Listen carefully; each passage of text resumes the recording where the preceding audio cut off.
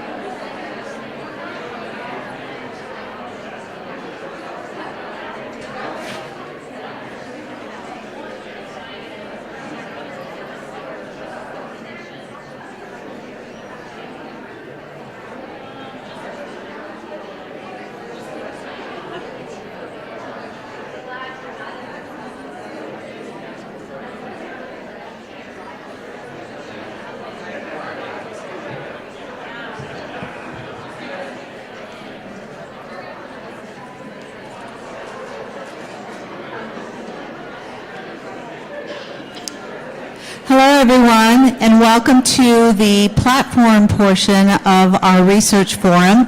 Tonight we have 4 separate platform presentations by weekend and traditional DPT students. The first group will be speaking on the kinematic effects of functional movement screening, corrective exercises, and proximal stabilization exercises on runners with overuse injuries.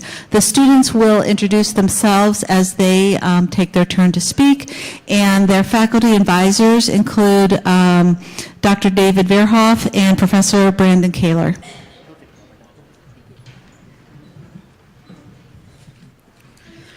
Welcome, everyone, and thank you so much for coming out. We as a class really appreciate you guys coming out just to really support us in our efforts in doing our research over the last 3 years and being here tonight to present it to you all. So thank you so much for being here and in the crowd. It really means a lot to us. So my name is Taryn Willard, and I'm here to introduce our research project to you, which she just read the title for you as well. And I'm going to touch on the problem and purpose of our research. Some sources say that 65% of all runners will be injured in any year. For every 100 hours of running, the average runner will sustain 1 running injury in this time frame. A variety of research has been performed on the causes and prevention of overuse injuries. However, emphasis has been on core strength, which includes proximal stabilization.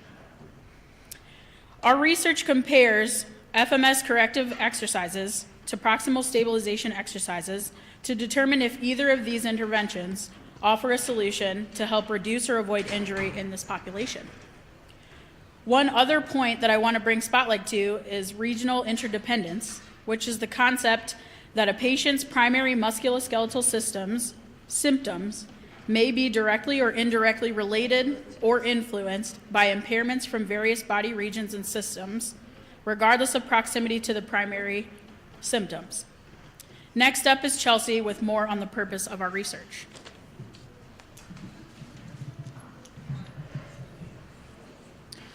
So our research was a randomized control trial that used 3 pre-selected groups to determine if a statistically significant difference exists when compared with the pre- and post-running kinematics, cadence, and joint angles of the subjects. So our first group was the FMS correctives. If anybody is unfamiliar with FMS, it's a tool to assess motor function and predict their likelihood of injury, especially in sport.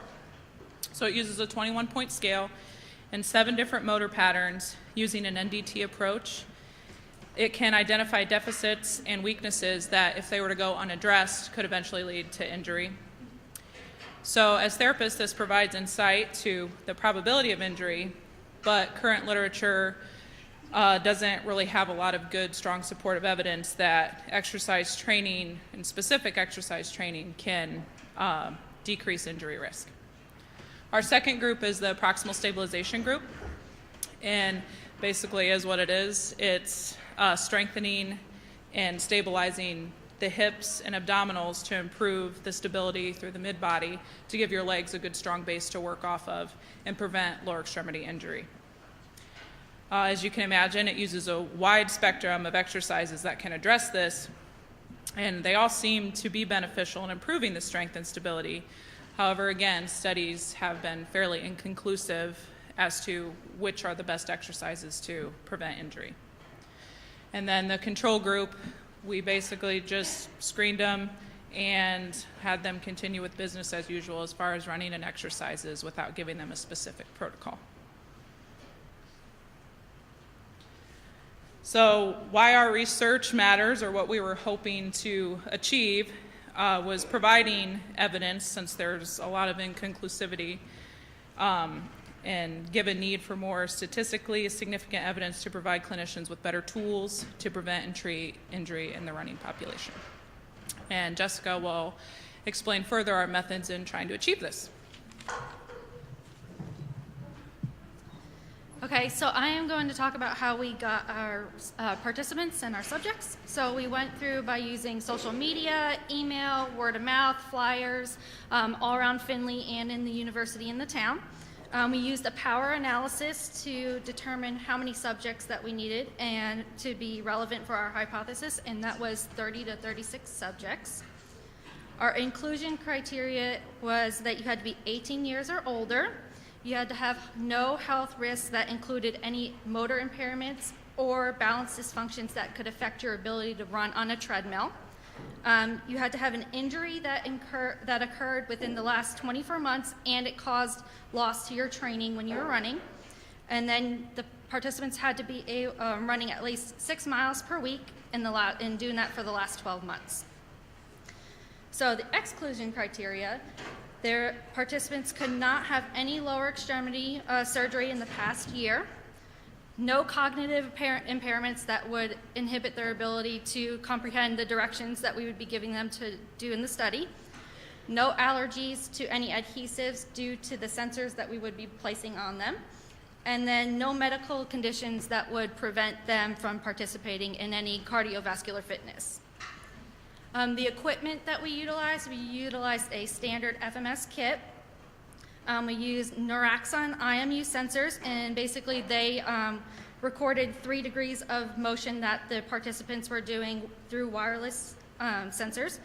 And then those sensors were interpreted through MyoMotion software, and they recorded the information onto a digital avatar for us to analyze later on. All subjects, when they came in, they went through a screening form, they put their demographics on it, they were educated on any risks or benefits of the study. Informed consent was obtained from all of them, and then each subject was randomly placed into one of the 3 groups that were mentioned. And now Amy is going to talk more about the protocol. Once the subjects arrived to the testing area, they were put through the FMS screen by a certified FMS student investigator using the standard FMS screening kit. Once the FMS screen was completed, they were then moved on to the next station where the Neuraxon IMU sensors were placed. We placed sensors at C7, the TL junction, and the sacrum. And then we had bilateral sensors at the lateral mid-thigh, the anterior shin, and the dorsum or top of the foot. Once the sensors were placed, they were calibrated, and the subject performed 3 single leg squats on each side, and then they were asked to run at their average speed on the treadmill. Once they were done running on the treadmill, the sensors were removed, and the subject was moved on to the next station. The next station was either FMS stabilization exercises, which were come up for each subject individually based off of their FMS score, or they were in the proximal stabilization group and received those exercises, or they were in the control group and just thanked for their time and asked to leave. After that, after 3 weeks went by, we contacted them via email or phone and followed up with them on how their exercises were going and whether or not they had any questions. After that, then we reminded them that they had another follow-up with us 3 weeks. So at the 6-week mark after the initial collection, the subjects returned to the same area. They underwent the same FMS screen by the same FMS certified student investigator, and they did the same process with the naloxone sensors in the same locations, and again ran at their average speed on their treadmill to compare the initial versus the final data collection. And the images on the screen show the FMS screening, the sensor calibration, and the sensors on the subjects while they were running. And next is Bethany to go over the results of the demographics.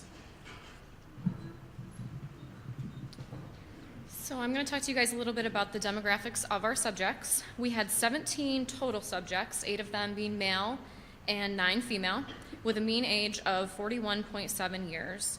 They ran an average of 4.2 miles per run and 15.85 miles per week, with a mean time from their injury of 2.56 months. 4 of the subjects had a left-sided injury, 9 had a right-sided injury, 3 with a bilateral injury, and 1 did not report an injury side. 4 of the subjects did not modify their running due to their injury. 13 of the subjects did modify their running. 7 of the subjects did not stop running because of their injury, and 10 of the subjects did stop running due to their injury. Next up is Tyler with more of the statistical analysis.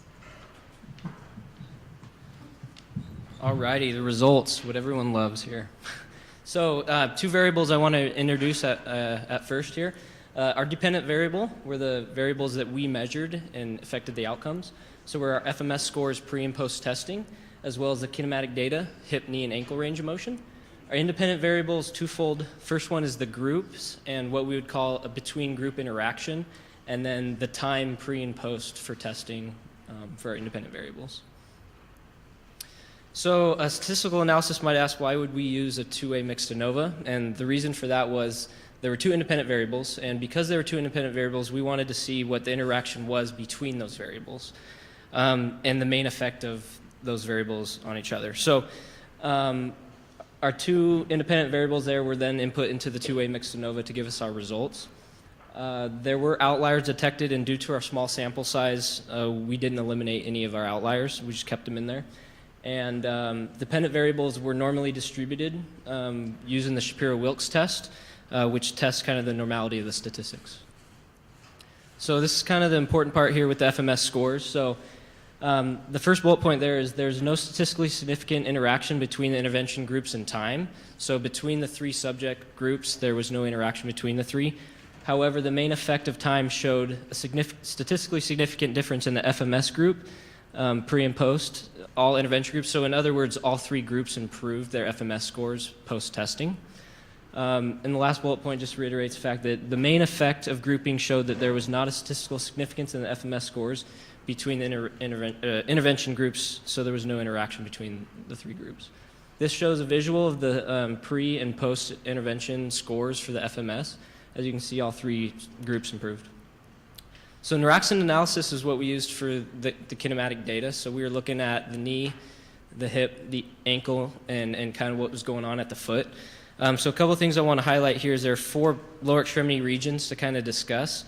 All 3 groups ended up having an improved left hip external rotation, or in other words, a decrease in hip internal rotation when running. So it's kind of statistically significant because with runners, you want to try to avoid hip internal rotation causing other problems down the chain. Left knee flexion mean improved for all 3 groups over time, but not between the groups. Left foot pitch had a significant main effect for time, not between groups. And then left foot dorsiflexion also improved. So everything was on the left side body, which we're going to kind of do more with our discussions here. Due to mean left knee flexion being more significant in the FMS group versus the other 2 groups, we ran additional statistic analysis, and we did this via a post hoc test just to kind of determine what the differences were between the 3 groups and why mean left knee flexion was significant in the FMS group. And then this is just kind of a visual that shows the linear progression of the FMS group having a more statistically significant result at the end of the post-testing than the other two groups. All right, we found that from the data, there was a difference in left knee flexion post-intervention group. The left knee flexion was improved in the FMS group versus the proximal stabilization group or the control group. This was demonstrated by the gait analysis and the FMS screen. The other statistically significant difference from our study we found was that 6 weeks of training, whether that's running and FMS correctives, or running and proximal stabilization exercises, they all produce a positive change in FMS scores. We used a regional interdependence model of screening coupled with 3D motion analysis to capture gait kinematics to identify a significant difference among training. Regional interdependence is a concept that seemingly unrelated impairments in a remote anatomical region may contribute to or be associated with the patient's primary complaint. Human movement is a collaborative effort of muscle groups that are interdependent. The use of a movement-based assessment model can help identify weak links affecting overall function. These significant differences may potentially be because of the FMS addresses more total kinematic chain versus just the ankle to the core. The majority of the injuries were on the right side, and the FMS improved the opposite side. This can be due to the canter in the road, which created an asymmetry, or many other factors. We found that the FMS correctives help decrease this particular asymmetry in the left knee flexion. And here's Brian to talk about more. So some final points here. We know that we were able to increase FMS total scores, and we were able to do that within 6 weeks. So with 6 weeks of home corrective exercises, you'll find an increase in FMS scores, which relates to decrease in injury with running.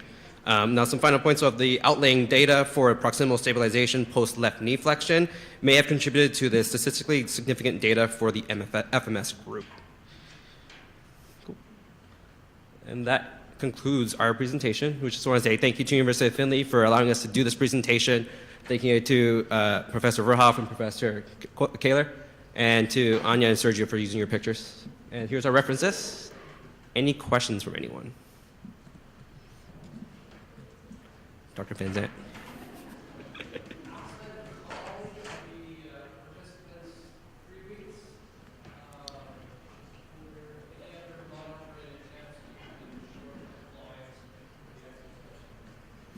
Outside of calling, no. We can only call at 3 weeks.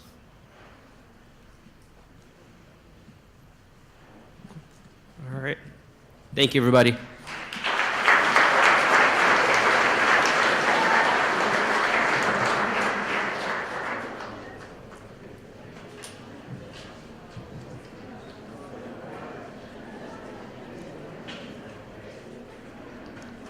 Okay, now we'll move on to the next platform presentation, and that is effects of pre-exercise caffeinated energy drink consumption on running performance. This will be presented by a group of weekend students, and their faculty advisors include Professor Angie Huber, Professor Whit Kolgachoff, and Dr. Scott Van Zandt.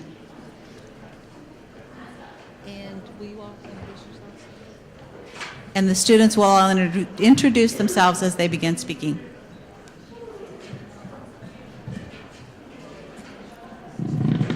Hello, welcome. Thank you all for being here. My name is Carrie DeYoung. I want to talk to you today about the effects of pre-exercise caffeinated energy drink consumption on running performance. Quick introduction, ingestion of caffeinated energy drinks prior to exercise is on the rise in both athletes and individuals looking to enhance their performance. There's been several studies to show positive ergogenic effects of pre-exercise consumption of caffeinated drinks. However, there's some disparity in the test protocol, including the mode and intensity and the concentration and timing of the caffeine consumption. This study sought to better understand the effects of the pre-exercise consumption during endurance treadmill running performance and recreational trained runners. The background is that there's many commercial energy drinks that contain caffeine and taurine. These are the two main ingredients in our study. Taurine is a substance produced by many animal tissues. Caffeine, which we're more familiar with, is a naturally alkaloid present in only some plants. Taurine is an antihypertensive, while caffeine mediates an increase in diastolic and systolic blood pressure. Both together can cause an increase in diastolic blood pressure, aerobic endurance, and anaerobic performance. Taurine has separate, specific improvements to endurance performance compared to those of caffeine. These both regulate calcium in the skeletal muscle, which play a significant role in the cardiovascular response. Caffeine and taurine both influence central nervous system activity.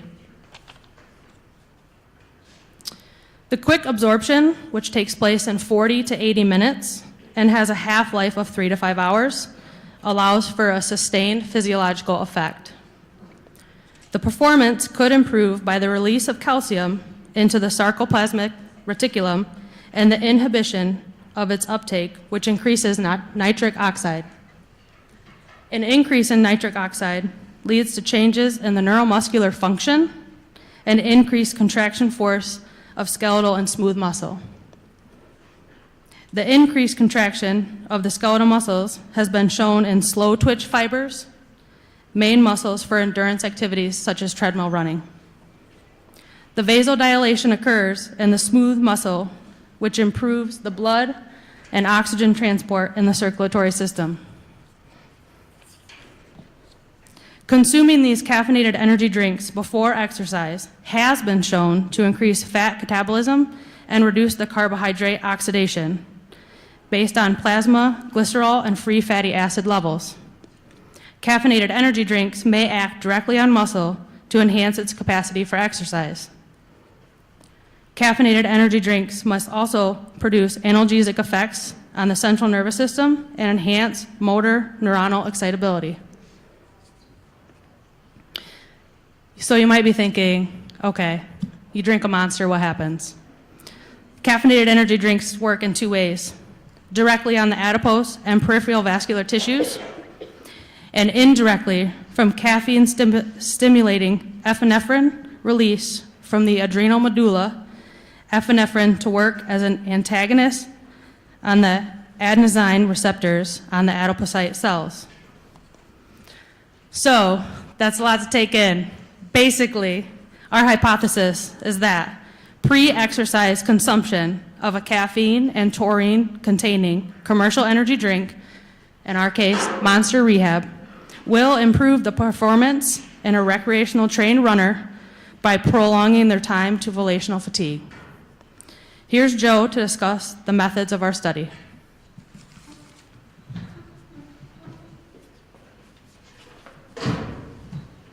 All right, thanks, Carrie. I'm going to go over methods with you guys. We had 8 subjects that participated in the study. They all volunteered. The ages, the inclusion that we had set was the ages had to be 18 to 40 and apparently healthy. Now you're probably wondering what that means. What that means is no musculoskeletal, nervous system, metabolic, renal, and cardiopulmonary health issues. Also, they need to self-report regular running. Our protocol for regular running included 3 times a week for at least 30 minutes of moderate running for over the past and last 3 months. And they also need to report that they were regularly consuming caffeine. Each participant provided us with a complete informed consent form, and we made aware of the participants if they needed to leave the study at any time, they were able to, and we did have one person drop out of the study. Prior to approval, we got the research protocol approved by obtaining approval from the Institutional Research Review Board of the University of Findlay. Okay, and then here's just a little breakdown of the standard deviation between the age, sex, height, and weight of our participants.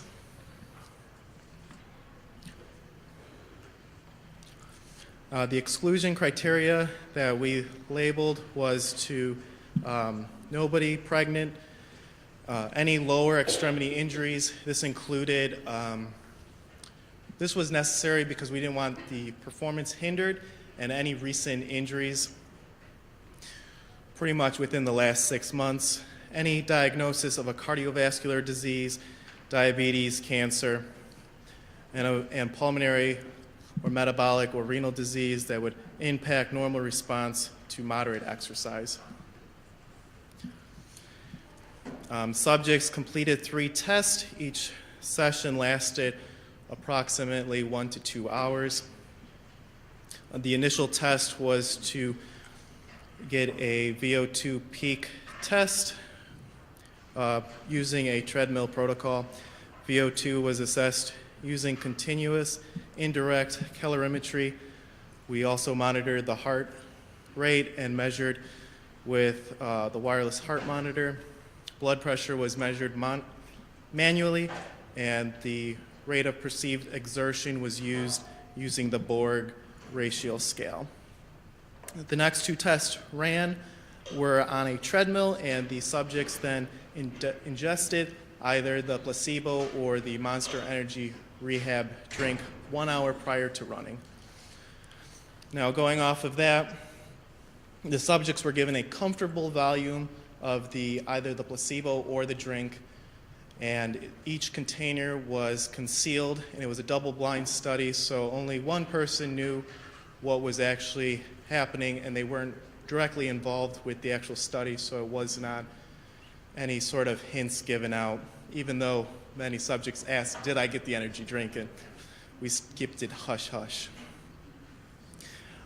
Typically, the average level of caffeine people did ingest was 1.48 mgs over kgs of their body weight. Subjects also provided a log of 24 hours of their food and what they consumed. And also the training levels were at the appropriate levels and were also relatively similar. Each trial subject ran for 30 minutes at 70 to 75% VO2 peak, and then 90% VO2 peak until fatigue. VO2 and heart rate were measured continuously. Systolic blood pressure and rate of perceived exertion were measured every 5 minutes and then at fatigue. All right, so the results. No significant difference was found between the subjects that drank the placebo and the subjects that drank the energy drink. Also, the mean run time up until fatigue, it was roughly the same, and there was no difference between the placebo or the energy drink. Okay, this is important, and it's just talking about the relative VO2, which acknowledges and takes into consideration body weight and oxygen intake in a given time frame. And between the energy drink and the placebo, relatively the same. All right, and then this is metabolic METs. So this is just how hard the body had to work. And this just shows that the body worked roughly the same whether it had the energy drink in or the placebo was in it. Now here it was kind of interesting, and what we're looking at here is the carbohydrates and fat, and over here is with the energy drink and placebo, with the fat, the energy drink, and then the placebo.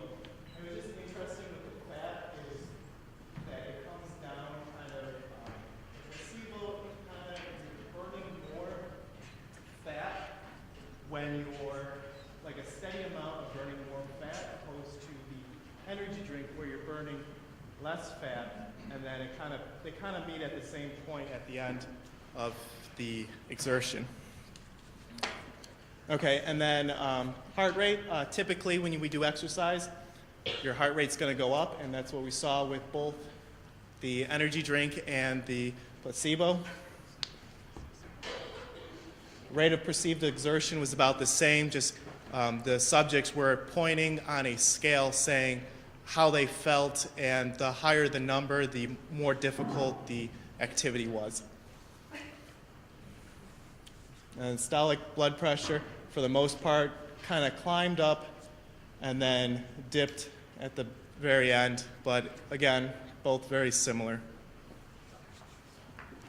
Okay, and then the RER is just talking about the blood-gas exchange, and that's just the amount of carbon dioxide made and the amount of oxygen consumed at the intake. And that's relevant because that means there's a more buildup of lactic acid. With the larger buildup of lactic acid, you're going to have more fatigue. With more fatigue, that's going to tire you out.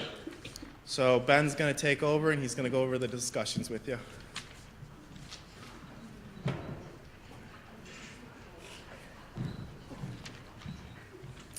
I'm Ben Staten.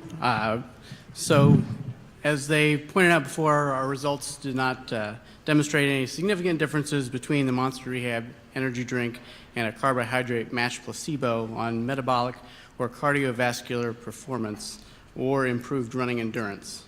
Our results were similar to the one other treadmill study that we found by Alfers et al., where they had 32 female untrained runners, which yielded similar test results and used a similar protocol, even though they used all untrained runners for their study. So some of the limitations of our study were the small number of participants. We did a power test which showed that the number 8 would have been an ideal number for our study, but with any kind of research study, the larger amount of participants that you can get, the more valid and meaningful information you can kind of glean from those subjects. The varied experience among our runners may have also played a role. We had several runners who have been running for years and have a vast amount of experience with competitive events and things, whereas we also had a couple of individuals who had only been running for just over the minimal inclusion criteria for our study, with several weekends occurring between the times that we would perform the test, being only here every other weekend. Those individuals may have had significant improvement in their running performance during the progression of our study.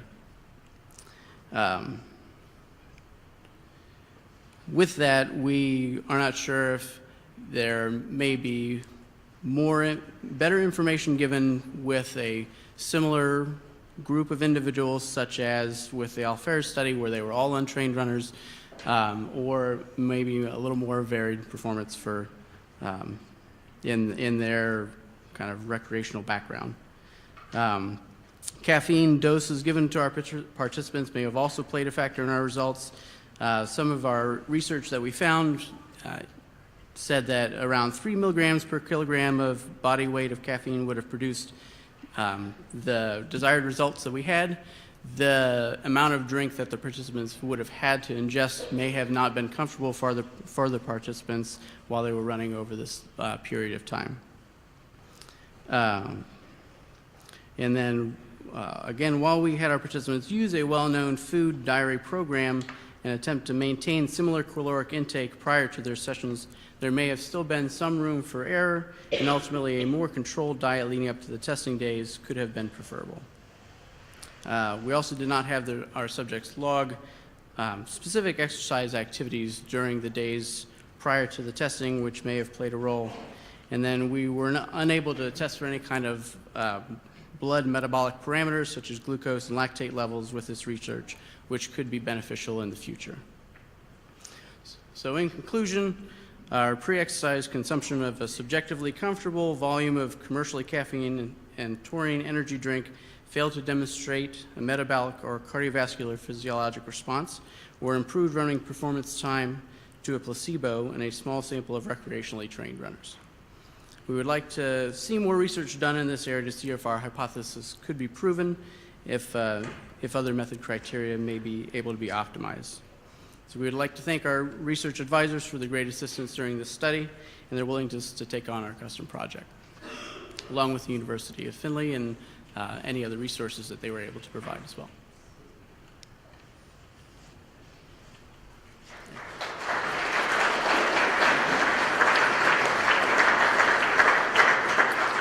And then Kim, Adam, and Les will field any questions that we have.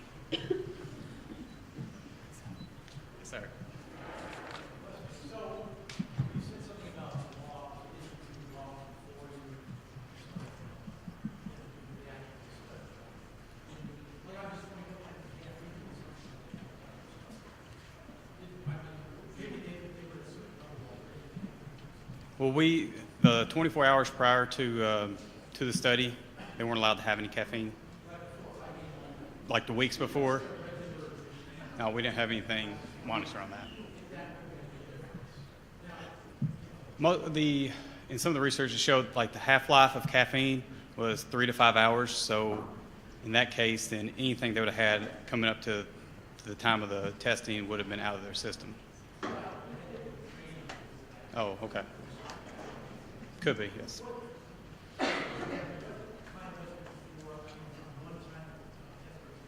Two weeks. It's usually between our weekends.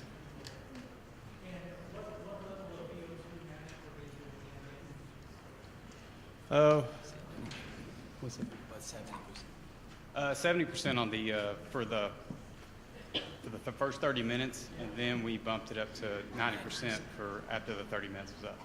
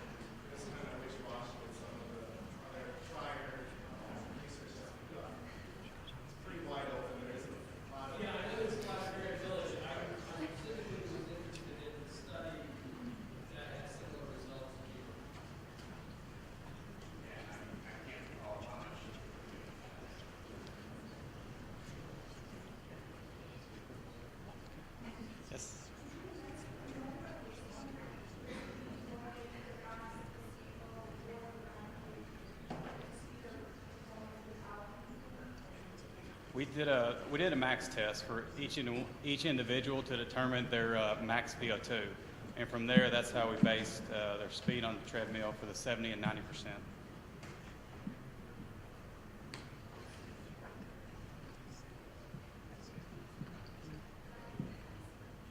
Well, thank you all.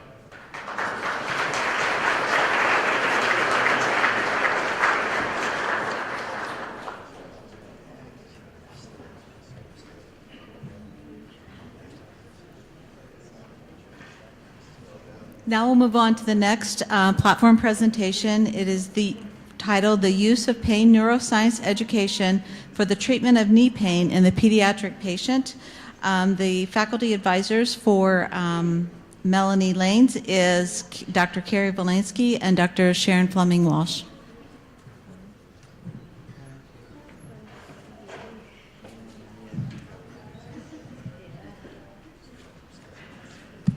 Hi, I'm Melanie. Oh, I'm short. Hi, I'm Melanie Yanez. I'm a physical therapist assistant and a student physical therapist at the University of Findlay's Bridge program. I'm here to present my case study on my treatment of a 10-year-old patient with knee pain. I would like to firstly express my gratitude to Dr. Carrie Volansky, who's now in another program, and Dr. Walsh, who have both pretty much guided me and challenged me throughout this whole research process. Let's see if this works. Oh, good. All right, so anterior knee pain is the fourth most common musculoskeletal complaint in the pediatric patient population. Conservative treatment of anterior knee pain has been traditionally dependent on identifying pathoanatomical structures, correcting aberrant movement patterns in order to help a joint move efficiently, and or by reducing load at the knee joint. So pretty much we're looking for a torn ligament, we're looking for a fracture, we're looking for joint restrictions. We're correcting it by splinting it, bracing it, using therapeutic exercise.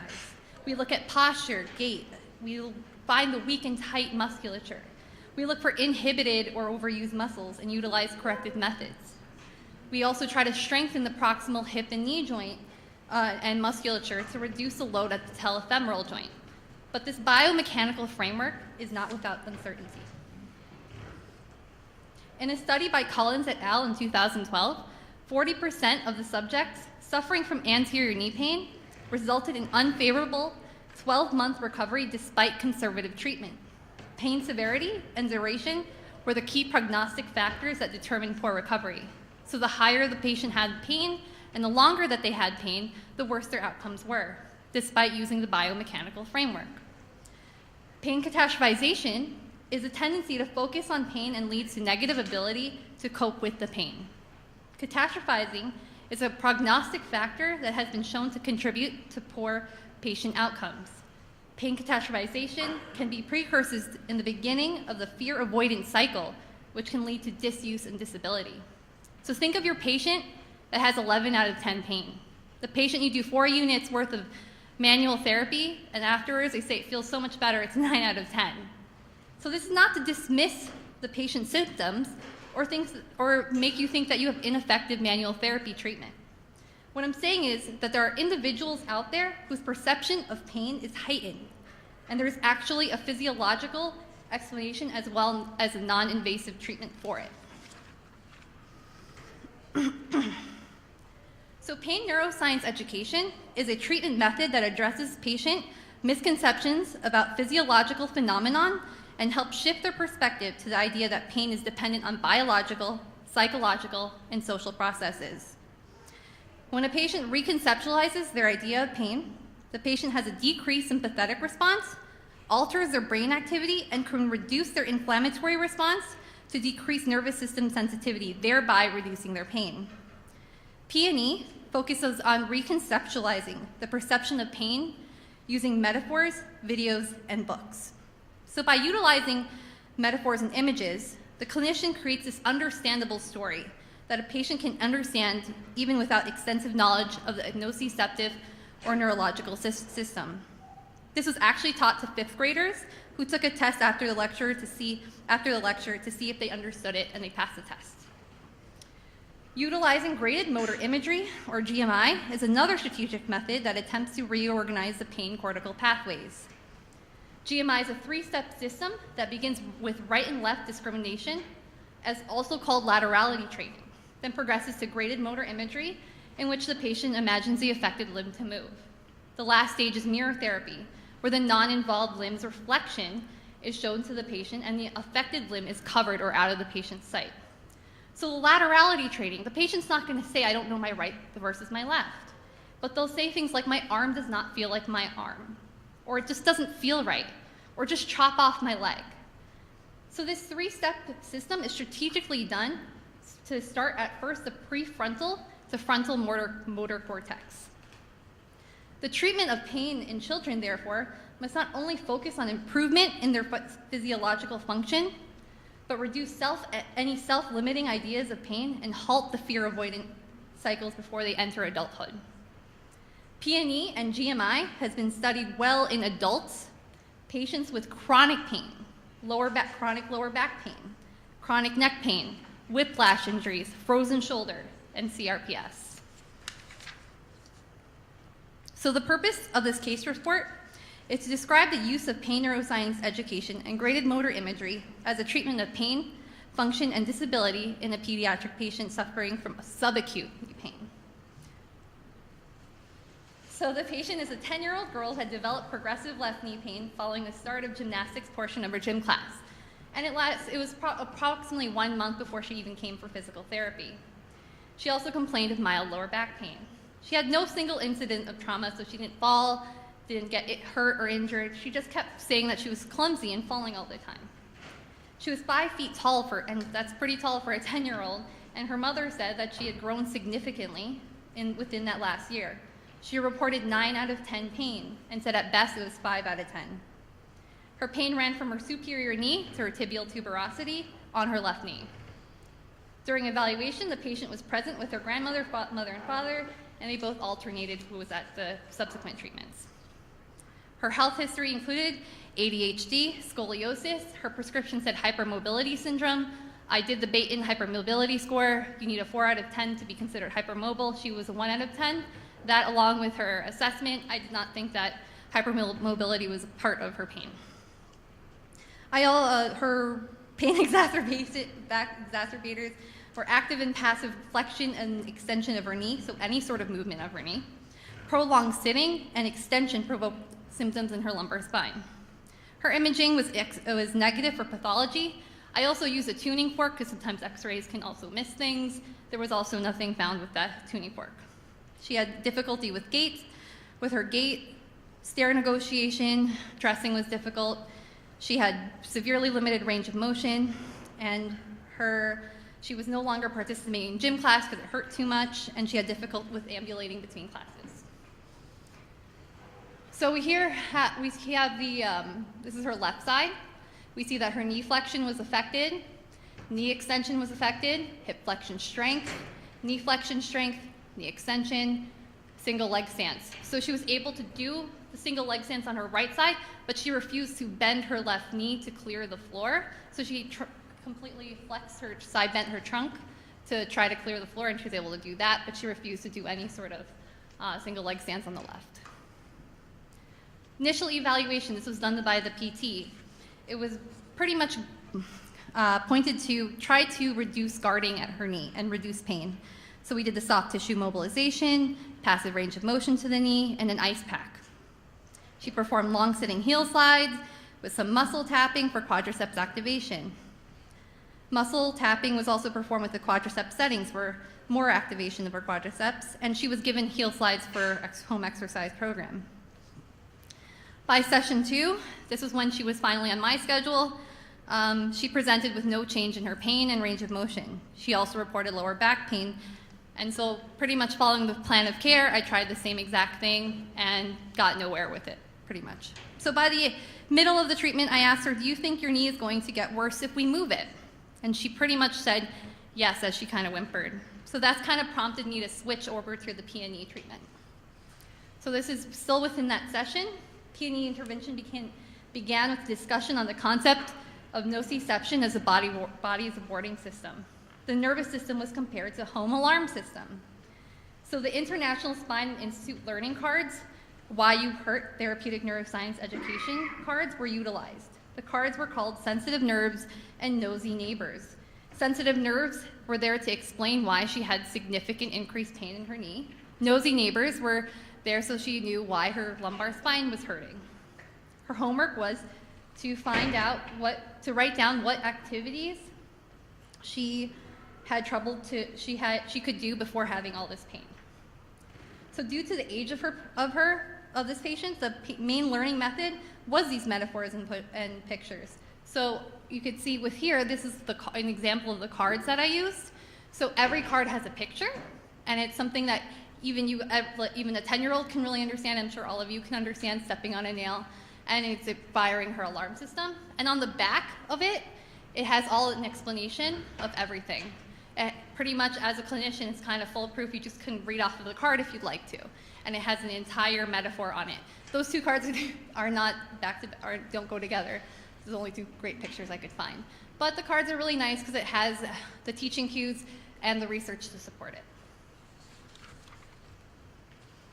So the interventions, by session 3, she presented to, oh, and sorry, after session 2, she had 85 degrees at the beginning of her session. She gained 100 after 15 minutes of the intervention. So by session 3, she presented with 120 degrees of knee flexion. She had no more complaints of lower back pain. However, there's still complaints that her anterior knee gait deficits were also present. I reviewed the P&E with her, and that was reviewed also at every subsequent session. I also still did soft tissue mobilization because I still am a firm believer in touch being part of the treatment plan.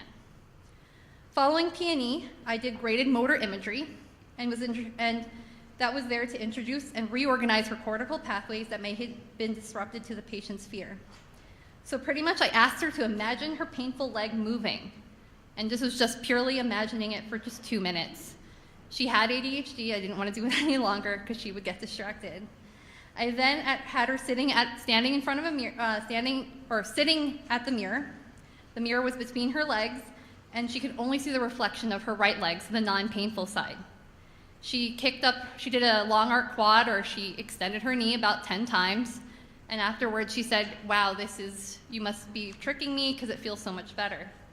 She had no more antalgic gait pattern. Sessions 4 to 9, pretty much P&E was reviewed. Between those sessions, I had to go to school, so I did have another therapist kind of follow my plan, though, with the discussion. But I made sure to tell them, I don't want her therapeutic exercise to be based on biomechanics. I didn't find the tight muscle and stretch or look for weak muscles to strengthen it. It involved scooter races, sitting on the floor, and then eventually getting to jumping. By discharge, she complained the Why You Hurt therapeutic neuroscience education to reassess her understanding of P&E. The patient got 11 out of the 12 questions correct. And those, the card that I'm talking about, or the test I'm talking about, is within the set of cards that I used. I gave her prone quadriceps stretching at the very end because her mother really wanted her to have an exercise for home. But I really did encourage her, make sure she goes back to playing, and she was back to gymnastics by this time, and she was back to gym class and going about her business. The patient and mother were advised to make sure that the patient continued to participate in whatever sports and recreational activities the patient wished to perform. At discharge, the patient's pain had significantly reduced. She was a 9 out of 10 at eval, and she was now only sore when she sat all the way down with her buttocks towards the floor in a deep squat. She returned to participation with all gym class requirements. So just as a quick little reminder there, that was her left knee at initial, and we see that at discharge, she was pretty much now symmetrical with both knee flexion, knee extension range, hip flexion, knee extension strength, and her single leg stance had improved. This case report is unique as a patient presented with a musculoskeletal problem, however, was treated utilizing a pain neuroscience approach. This treatment approach is in line with the P&E treatment-based approach that has been utilized in adults with chronic pain. While more follow-up studies are warranted, this case study suggests P&E may be indicated for pediatric patients as well as patients with subacute pain. I can also argue, and I have also used this in patients with acute pain and prehab individuals, so they're not fearful going into surgery. There are several limitations when interpreting the findings of this case. The standardized outcomes were documented improperly and the results were lost. A formal standardized test on pain catastrophization was never utilized, so FABQ, any sort of those pain standardized outcomes are suggested. A pain body map was not utilized as recommended by several studies. And the symptoms of the patient's anxieties and fears were done only through verbal communication. Our findings cannot be compared also to any other documented instance, and there are no other known studies that utilize P&E with isolated knee pain.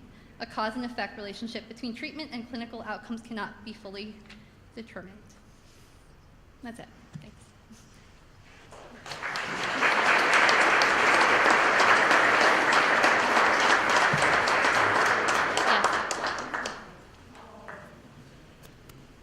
So she had between 2 and 3 was a 1 day. She came 2 times a week for about 4 weeks. Okay. So the other question is, scoliosis. Now, how bad was that? It wasn't significant at all.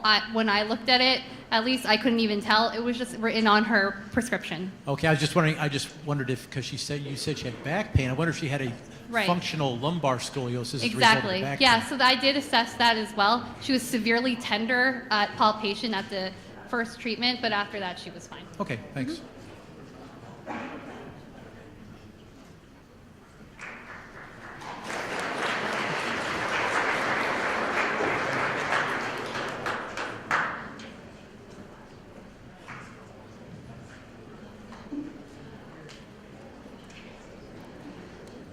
And now we'll move on to our last platform presentation of the evening, the effects of contralateral strength training on muscle activation in patients with chronic stroke. The advisors for this group of students included Dr. Fleming Walsh and Professor Brandon Kaler. The students will introduce themselves as they begin speaking.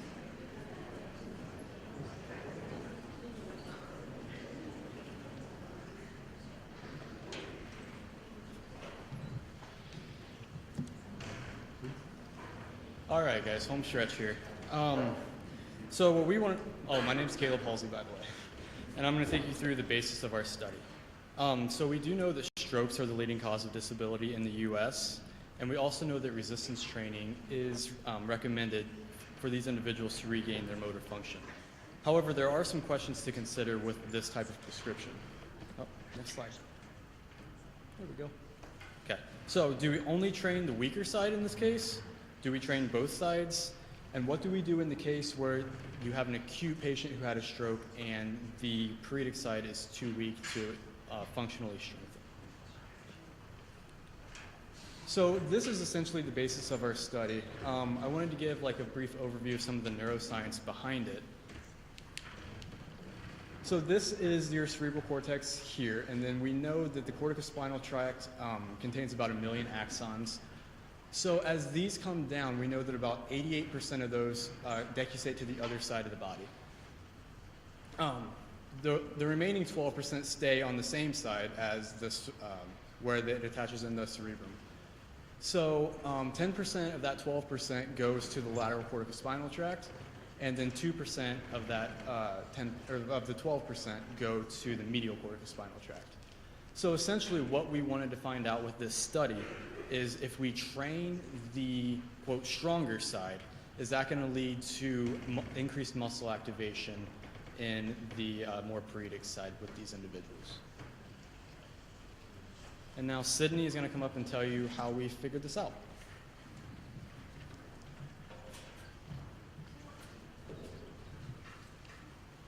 Okay, so this study was a case series with no assigned groups, and each participant served as their own control. A total of 4 subjects participated in this study, 1 male and 3 females who had a CVA at least 6 months prior to the evaluation. There were strict inclusion and exclusion criteria in place, 1 to ensure patient safety, 2 to ensure the participants were cognizant and were able to follow instructions, and 3 to improve the overall quality of the study. The pretest included an intake examination and evaluation of each participant, including a thorough subjective history and objective measures. One objective measure used in this study was the stroke-specific quality of life measure. After the initial evaluation, surface EMG leads were attached, calibrated, and evaluated using FVC, or functional voluntary contraction. 6 lower extremity muscles were captured bilaterally, including the lumbar erector spinae, glute max, glute med, rectus femoris, tib anterior, and the lateral gastroc. IMU data was also captured to assess ankle joint kinematics and gait parameters throughout the test. With surface EMG leads attached, the participants completed 3 trials of the tug, or the timed up and go, and 1 trial of the 2-minute walk test. After the pretest, the participants underwent a 6-week resistance training program. 1 time per week, they met with 2 student physical therapists and a licensed physical therapist to complete their resistance training program. And each week during this time, their exercise program was progressed based on ACSM recommendations. Another 2 times per week, the participants completed their exercise program at home with at least 48 hours in between each session. Resistance exercises were only completed on the unaffected side, but stretches were done bilaterally. The muscles tested with surface EMG were the same muscles trained in the exercise program. Compliance was tracked each week with a timesheet completed by the participant. After the 6-week exercise program, participants underwent the same examination and evaluation process as the pretest, complete with all the same tests with the surface EMG in place. The primary outcome observed in this study was muscle activation via surface EMG, both before and after the intervention. Secondary outcome measures observed were the time up and go time, the 2-minute walk test distance, the stroke-specific quality of life measure, and gait parameters for each participant before and after the intervention. For data processing methods, with the surface EMG attached, each participant performed a functional voluntary contraction by standing up and walking 10 feet, which served as a baseline for data. The mean and peak percent functional voluntary contraction were recorded during all trials of the timed up and go and the 2-minute walk test. All surface EMG and IMU data were processed using standardized procedures. Lastly, we considered a notable change in muscle activation from pre to post test to be plus or minus 50%. Now I will have Angie come up to start the discussion of the results with participant A.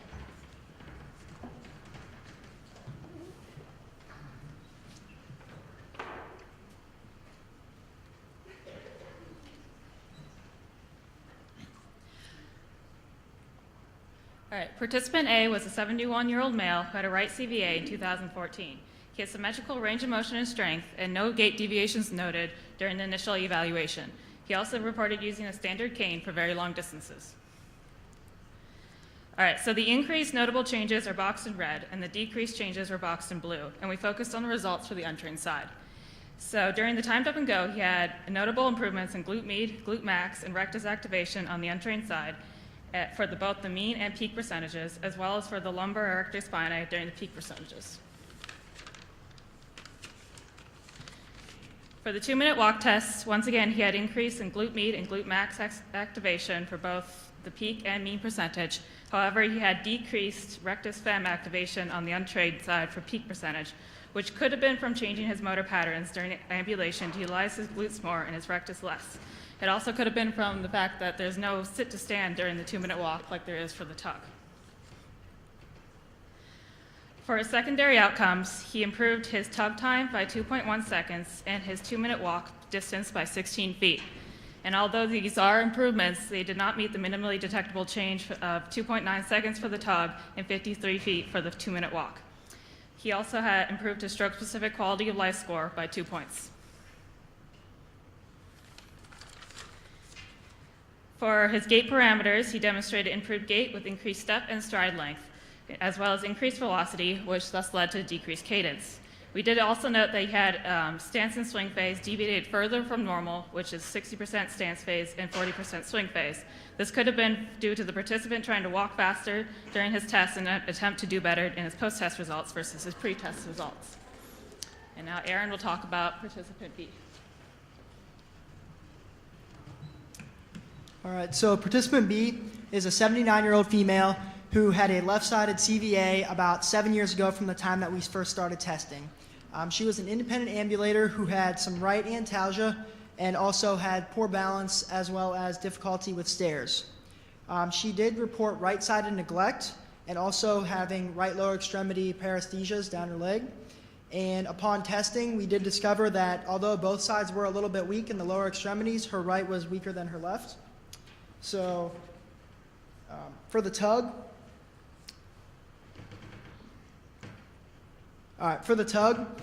she did demonstrate increased glute med and glute max activation, as well as for the rectus femoris. Hold on. All right. Good? Okay. All right, so for the mean, they did have increased glute med and glute max activation, and then for the peak percentage, the rectus was also added. On the graph, the glute med did go off the page. However, we did cap the axis at an area that way you could see most of the muscles. And then for the 2-minute walk test, this participant had increased glute glute max, rectus, as well as lateral gastroc, and then a decrease in the glute med in this one. So for the secondary outcomes, they did demonstrate a little bit of an increase in everything. However, none of it was in line with the MDC for these tests. And for the gait parameters, this is where this patient did make gains. So the stance phase and the swing phase did get close to normal, as well as increasing in step length, stride length, and increasing the velocity and cadence. So this participant did demonstrate more functional changes versus performance. Up next is Stephen, who's going to talk about participant C.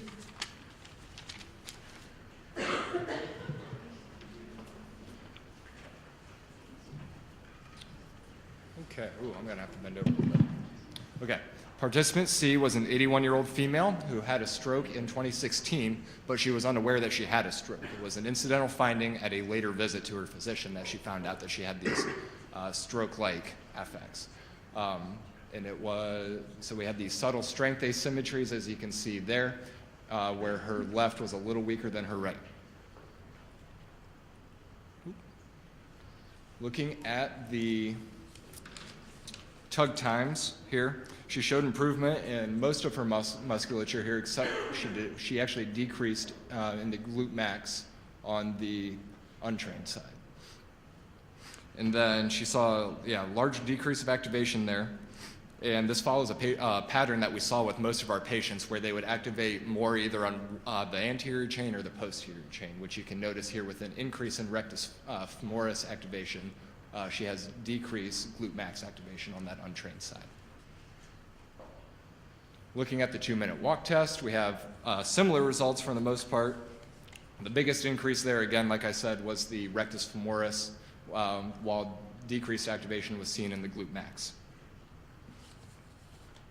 Looking at our secondary outcomes, she did not meet the MDC for the tug or the 2-minute walk test, but her SSQOL there did increase pretty substantially. And then looking at gait, so we had a more normalized stance and swing ratio bilaterally. We had an increased cadence and velocity, but this did lead to a more variability in gait. So she was walking a little quicker, but her gait was not quite as even, not quite as level. And we attribute this maybe to the fact that she wanted to show improvement over these 6 weeks. She was a highly motivated individual with all of her exercises, but we'll talk more about that in a little bit. Next will be Paul with our last participant.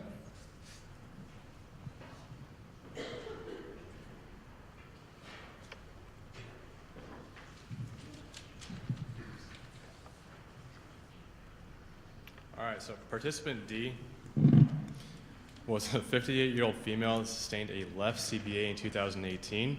She was our most acute and most involved participant. And to give you a feel of the level of her involvement, she required a wheelchair for community ambulation.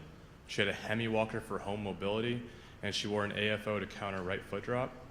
She also had no voluntary movement of the right upper extremity and presented with expressive aphasia.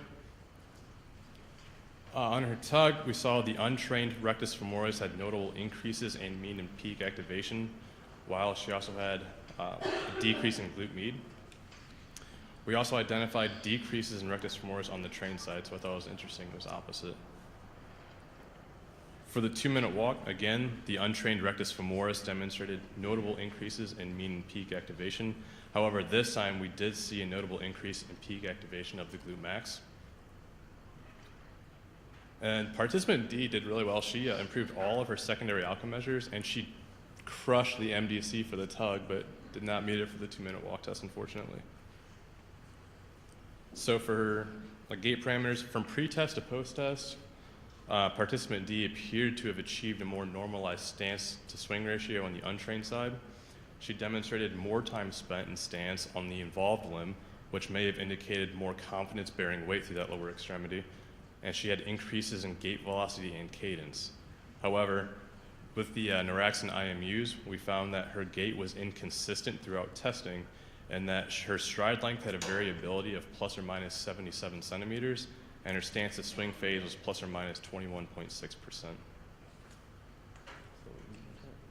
Steven's up next with the limitations of our study.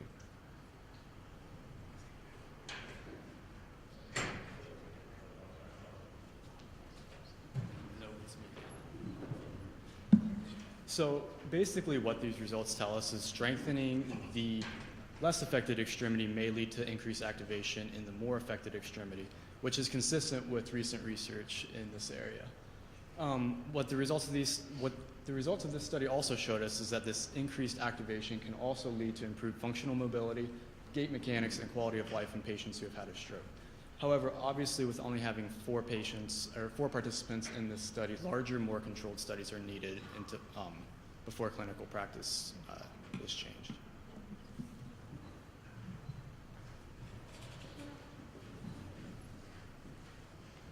Looking at some of the limitations, weight bearing during unilateral exercises. So what we mean by that is that we were training one limb, the unaffected limb, but as we're doing that, we're having them stand on their affected limb, which may have resulted in some additional strength gains.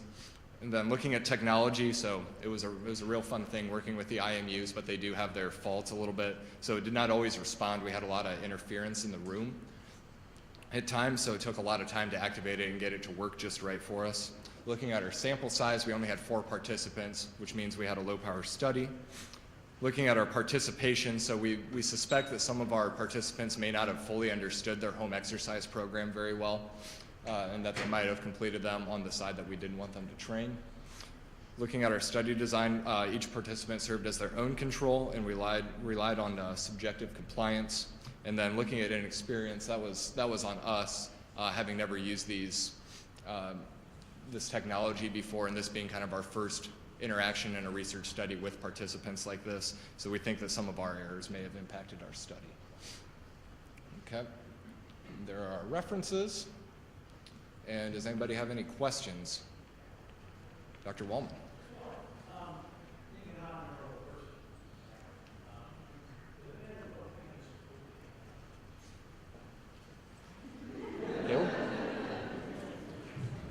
So it definitely would matter what type of stroke they have. We know that with the different arteries that can be affected with stroke, you have different functional impairments from that. So that would definitely matter.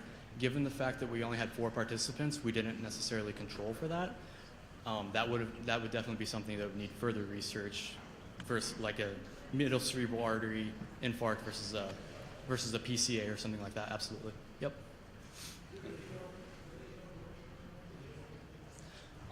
Artery to artery, we couldn't find much on that based on which artery. Most of it was kind of how we had it, just they had a cerebral vascular accident within this time period. But it would definitely be interesting to take a look at for sure. So we recruited, or we sent letters out to all area nursing homes, physicians. Overall, we reached out to over 200 different places, sent out 200 letters, and we only had 4 participants. We would have loved to have been able to comb over the data and look at several different types of stroke and affect and things like that. But based on our participants, we were unable to draw conclusions.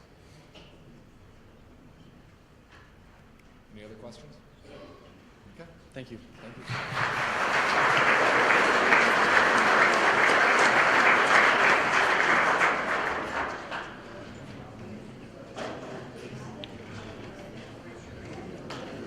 So on behalf of the physical therapy faculty, we'd like to congratulate all the traditional and weekend students who worked very hard on these research projects. We know that it took a lot of time to gather your data, to write and rewrite your versions of the reports. So you should be very proud of yourselves for the work that you've done with this.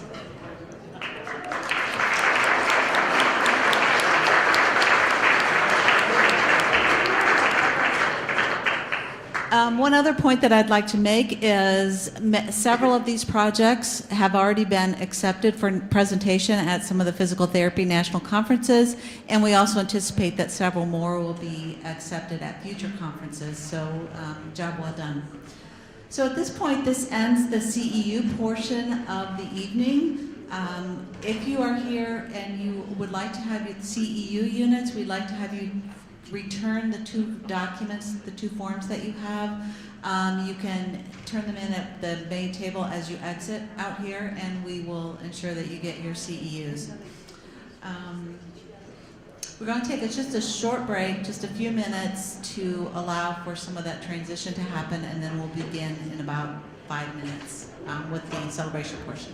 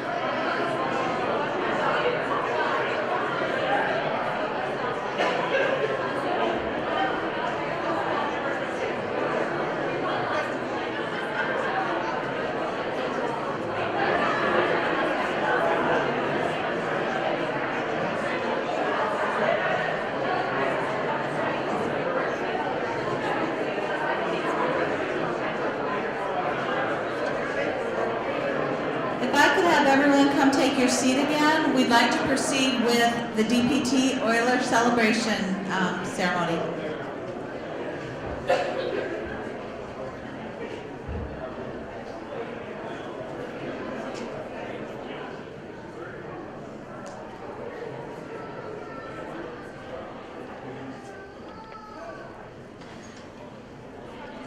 So here's a little pointer as well. If you have loved ones who couldn't be here tonight, take a little picture of this agenda. It has the website where we're streaming, live streaming this event tonight for anyone who couldn't make it to the event.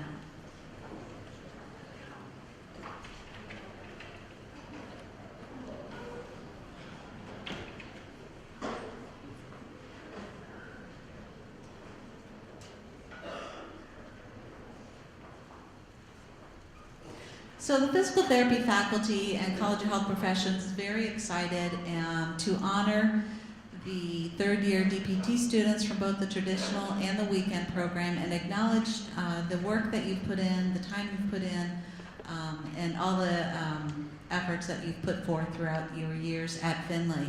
At this point, I'd like to ask Dr. Richard States, Dean of the College of Health Professions, to come forward and say a few comments.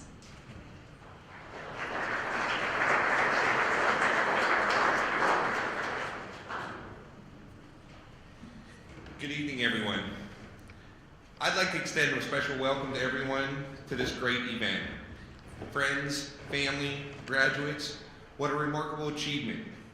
This evening showcases the hard work that the Doctor of Physical Therapy students, and we are going to celebrate the completion of the program with them. For those of you that I haven't met, I am Dr. Richard States. I'm the Dean for the College of Health Professions, but I'm not the important one here tonight. The important ones are the graduates. Because graduates, this is all for you. I'd like to congratulate you and say how proud we are of you and your accomplishments. It is my pleasure to offer my personal congratulations. Just take a moment and think back to the first day of class, when you had feelings of uncertainties, such as, how am I going to pass this program? Can I truly work with live people? What if I hurt someone? I'm sure there's many more questions that may be out there. But just keep one thing in mind. You have succeeded. You are a graduate. But also keep in mind that nothing worth having comes easily. The Doctor of Physical Therapy program is not the easiest program. In fact, it's one of the most difficult programs on this campus. But again, remember, you've completed it. Occasionally, there are hurdles that you need to clear, but you're going to clear those through hard work, dedication, and a positive attitude. I challenge you to continue this practice throughout your life, both professionally and personal. From time to time, there are going to be setbacks. There's going to be unexpected circumstances that may arise, causing many questions. But remember, with the training that you received from a good, qualified faculty here, you will be able to overcome those and you will succeed. Now that you've completed this milestone in your academic career, we are very proud to welcome you to the alumni family here at the University of Findlay. Thank you.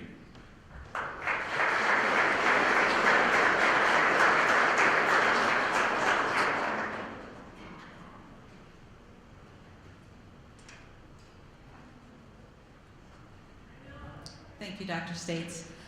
At this point, I'd like to invite the chair of our physical therapy program, Dr. Harvey Wallman, to come forward and have a few words for you.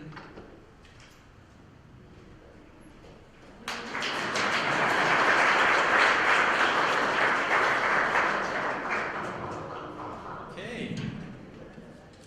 I made one big mistake. I saw that Dr. States had like font 85 on his paper. I got like font 2, so it's pretty cool, aren't they? It's actually a story. All right. Well, good evening. I'd like to echo States' comments and welcome everyone here to the, is this considered the first Euler celebration ceremony? That's what I mean. That's what I meant. The title, this is the first Euler celebration ceremony. So welcome everyone to the first annual Euler celebration ceremony. As you know, this ceremony is actually being held in lieu of a graduation ceremony since you don't really get one. So, as you're all soon to be graduates of the program, you really have a lot to be proud of. You picked a great profession. Physical therapy is a great career decision. In fact, the Bureau of Labor Statistics, and I'm not going to get bogged down in stats or anything, but expects the physical therapy demand to increase by 28% between 2016 and 2026. Now, there's several reasons for this. Most notably, according to a 2018 industry survey, an overwhelming majority of PTs just flat out love their jobs. Immense satisfaction of their job. So that's fantastic. That's a good reason for going into physical therapy. But I know that's in the near future. You're not there yet. So let's talk about graduation just a minute here. First of all, I want to congratulate everyone. You've worked hard. You deserve to be here. Yes, you do. You all deserve to be here. I know some of you are thinking, man, that was tough. But graduation from any program is a milestone. Graduation from a doctoral professional program is the epitome of commitment, dedication, and motivation. Now, it's no secret that a professional doctoral program certainly has its own challenges. You've all been through that. And I'm sure you all agree, again, to echo Dr. States' comments, it wasn't always easy. So, you graduate, you get a degree, and you think that's it. But that's not it. The sustainable part of your education is the journey, the experiences, the memories. It's what you learn along the way when you're in school. Think about it for a minute. Think about what you've accomplished during PT school. Were you successful in every encounter that you had?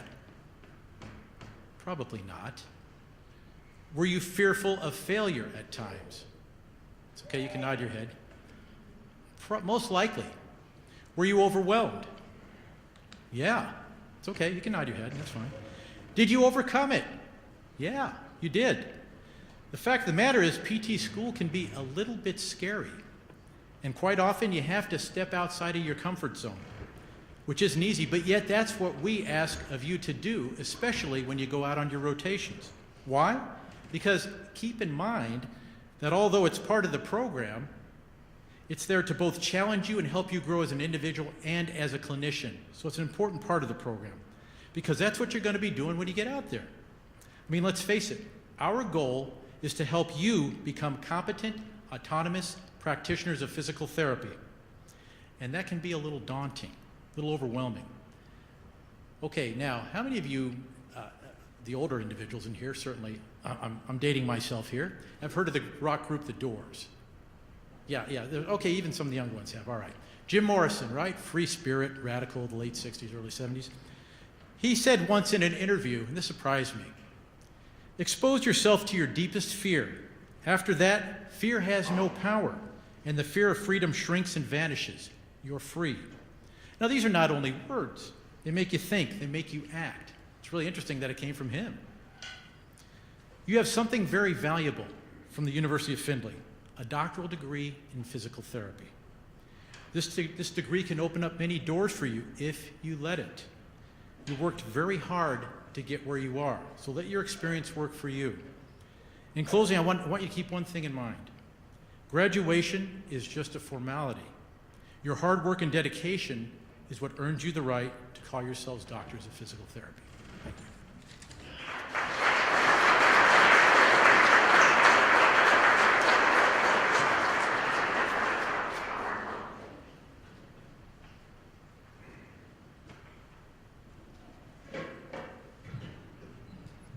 All right, so this portion is where we start to give out some awards, and we have 4 awards to give out to traditional students, 4 awards to give out to weekend students. And the first award that we're going to give out is the Most Valuable Peer Award. Now, this award was not voted on by the faculty. It was actually voted on by the students themselves. So this award basically goes out from the class to one of their own. So to present the award for the traditional program is Hannah Lowry.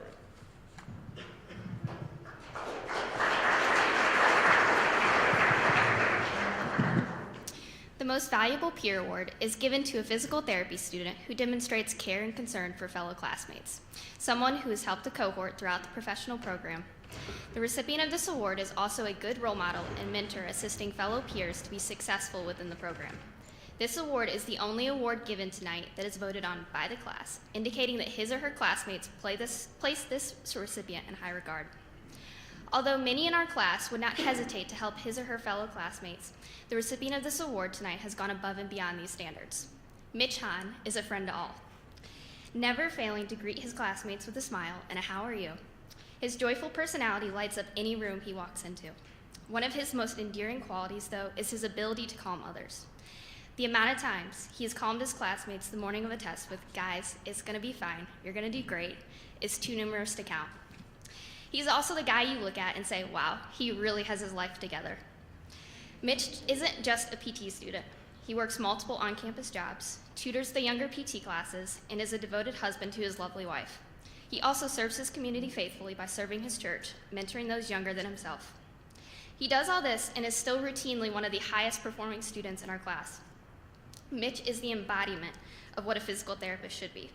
His self-motivation, nurturing nature, and positivity that has put his classmates at ease for the last 3 years will set him apart in all his future endeavors and all patients he comes across. Mitch is an extraordinary example of what it means to selflessly serve others, and there is no one more deserving of this award. Please congratulate Mitch Hahn.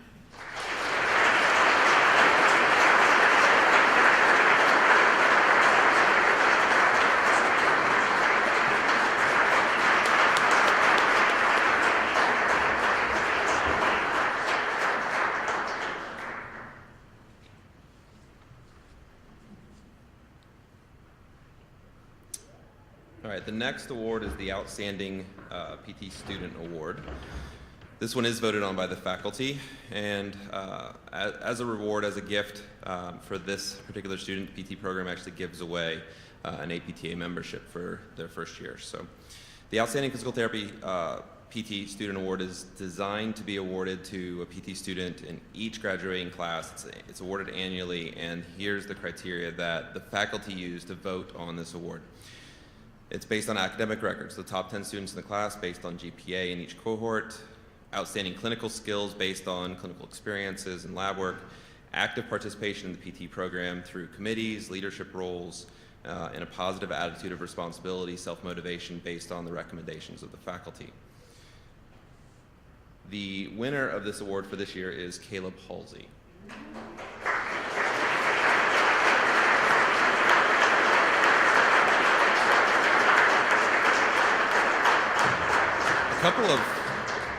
A couple of comments from the faculty about Caleb.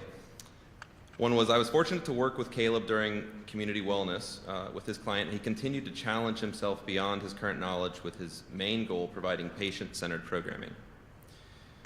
Another one is, Caleb is always striving to do his very best, always seeking to improve his work and to continue learning. So congratulations, Caleb.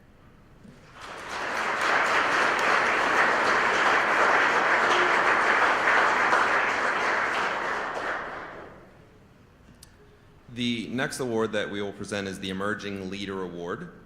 All right, and the Emerging Leader Award is reserved for students who show initiative. They show promise in terms of leadership and service within the profession, within their cohort, within their community, and or within the university itself. They've made exceptional overall accomplishments, contributions in these areas to promote and advance the profession of physical therapy. And this year's award recipient is Sean Carhan. Sean, come on up.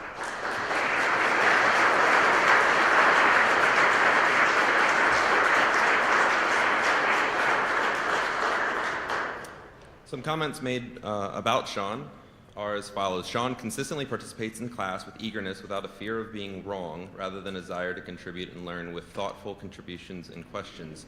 He seeks out new knowledge to better his skills, and that character is going to help him lead in this profession. Also, Sean is a class act, active in class, thoughtful and engaging. Sean is creative and comes up with great ideas to engage his fellow students and to promote engagement in professional activities. Congratulations, Sean.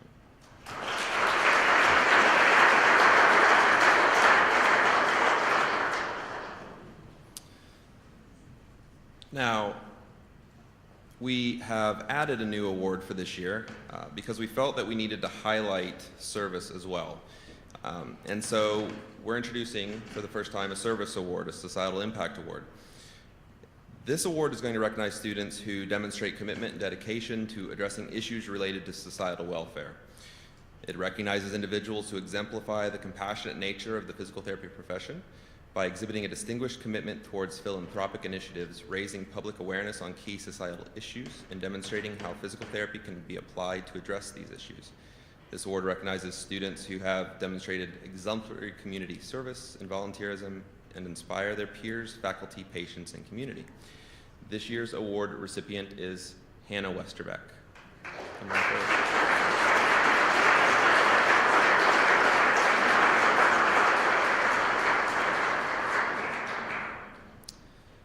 Hannah always has a smile on her face, and her demeanor makes her one of those people you just want to get to know. She has volunteered her time for this department beyond expectations. Hannah excels in service, is organized and passionate about the field of PT, and has been instrumental in the DPT Pro Bono Clinic moving forward over the past 2 years. Congratulations, Hannah.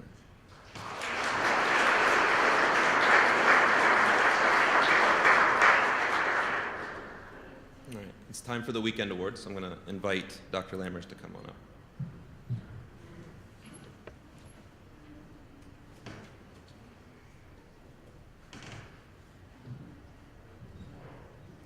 So you may have noticed the uncovering of the plaques on the stage.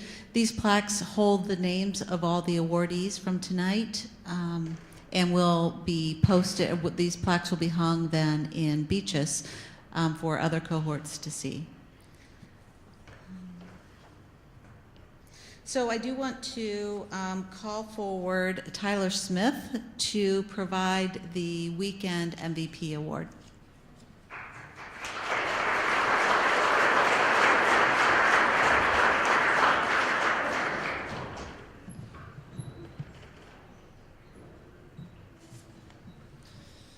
Alrighty, thank you all for being here. I want to sincerely thank everyone for being present and celebrating this evening with us. It truly does mean a lot. I actually want to call Brian Nguyen up to the stage right now, just because I want to see him blush. Come on up, Brian.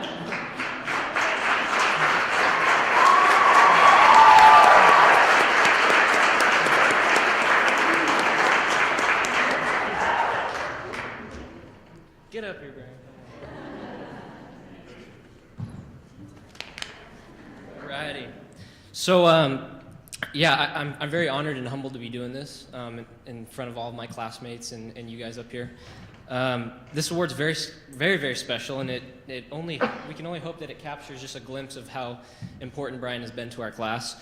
I personally have developed a really close relationship with him. We both commute from the West Coast, and it's a long flight. And there's been several times that I've actually reached out to Brian personally and just looking for encouragement, and he's been there every single time for me throughout our 2.5 years, and it's been incredible. Like he's done so much to support our class. It's amazing.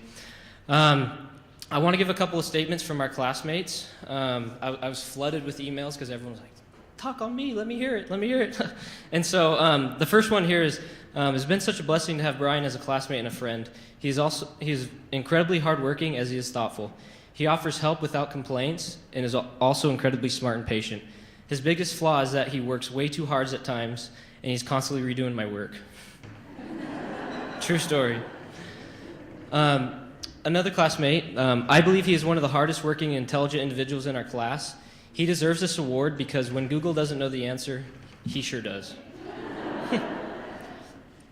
Brian is always willing to lend a hand, to help without hesitation, and with giving and helpful spirit. I could always count on him. Some of the things that come to mind when I think of Brian is that he puts the group before himself. He is kind. He's not only just a great classmate, he's a great leader and a great friend.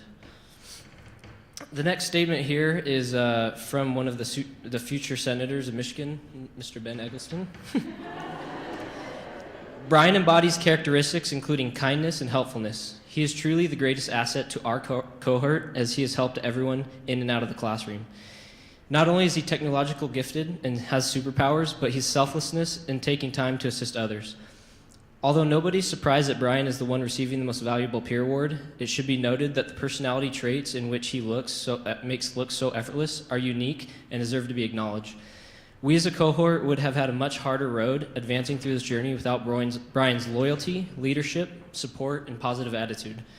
We have many nicknames for Brian. We call him our Prez, we call him Batman, we call him B-Win, and the nicknames go on and on.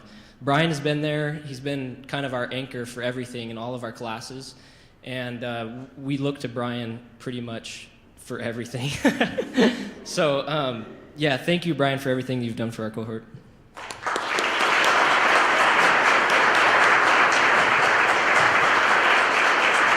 Thanks, everybody.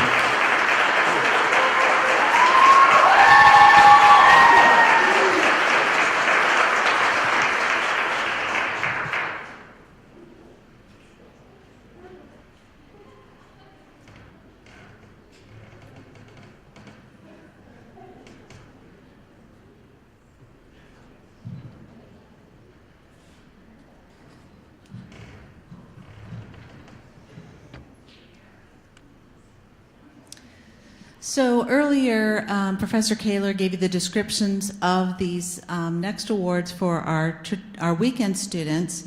So at this point, I would like to announce the Outstanding PT Student Award, and that award goes to Miranda Sutherland.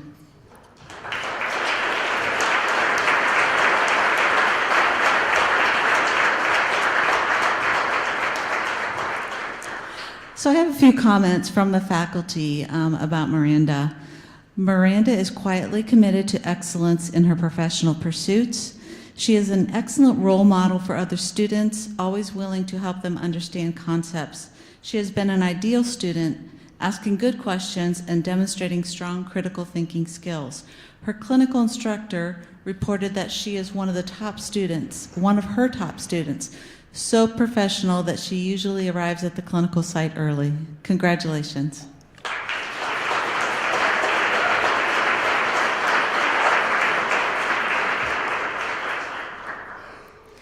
So the next award for the weekend students is the Emerging Leader Award. This award is given to Socrates Kalindis.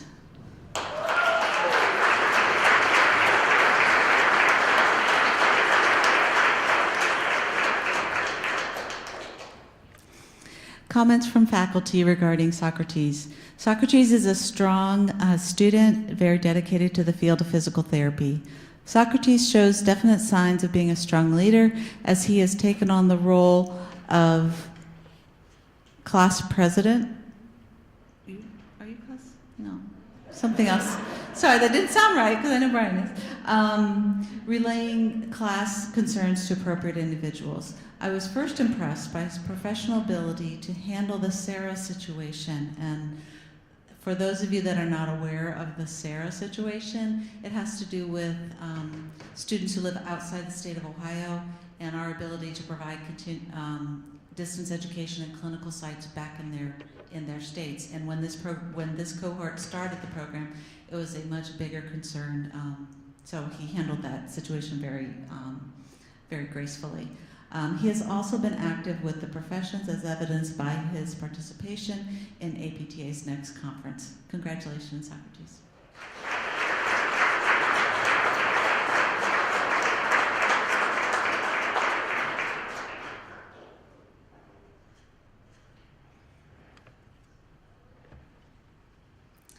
And then the last award for the weekend students is the Service Award Societal Impact Award. This award goes to one of the individuals who has the most grit and determination of anyone I have known, and this award goes to Dina Tanga.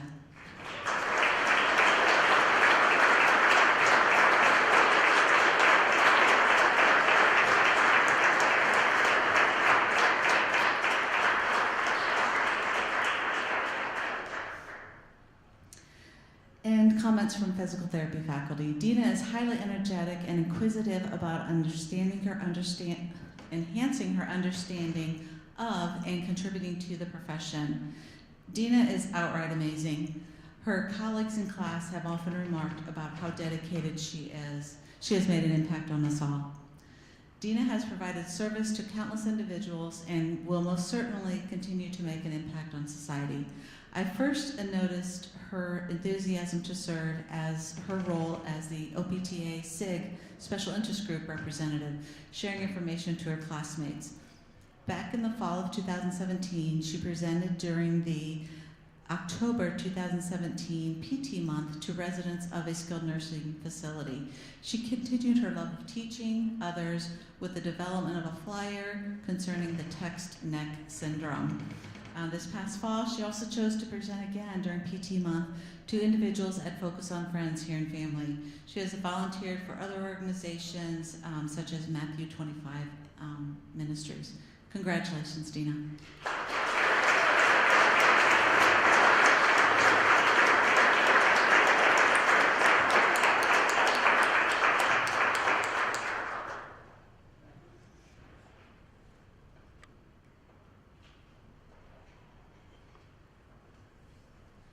Okay, at this point in the program, we're going to move forward to the DPT pinning ceremony and the awarding of the graduation cords. These are cords that you will be able to wear at graduation with your regalia that you will be ordering. We're pretty pleased with how they turned out.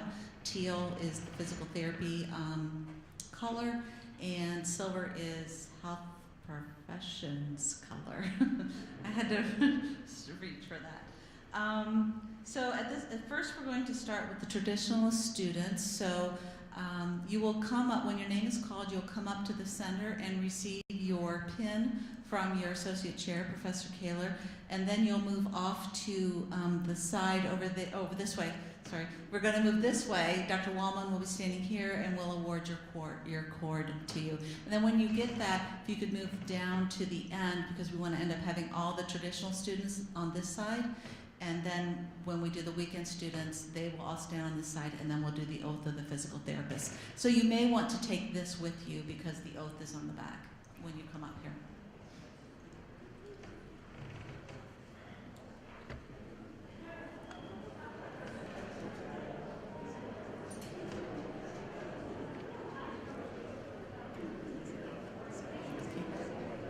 Jacqueline Albrecht.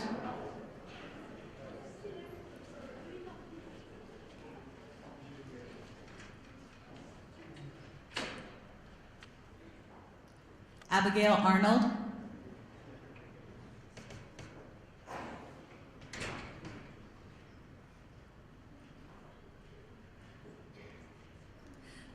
Gerald Beck.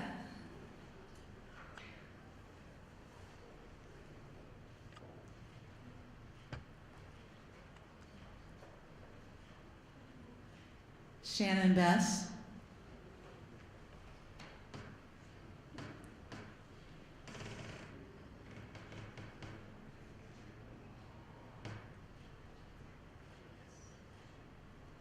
Aaron Single.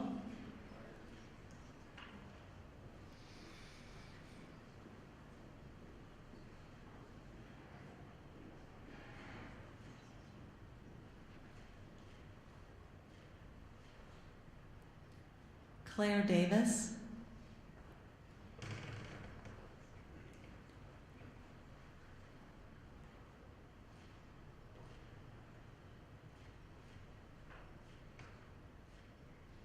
Angelica Edom.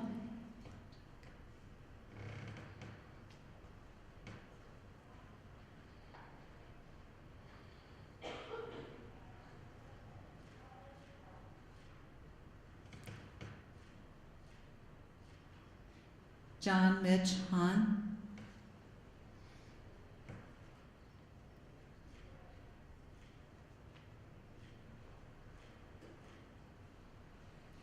Ashley Haynes.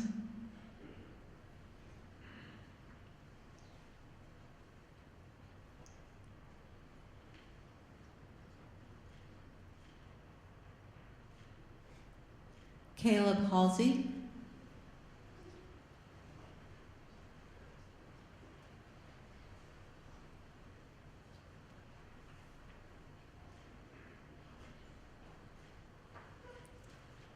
Sydney Hooks.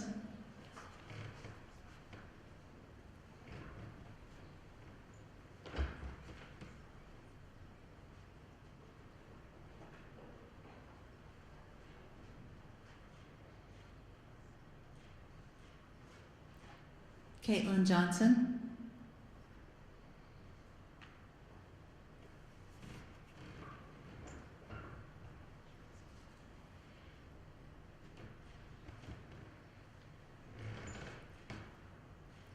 Nicholas Cafton.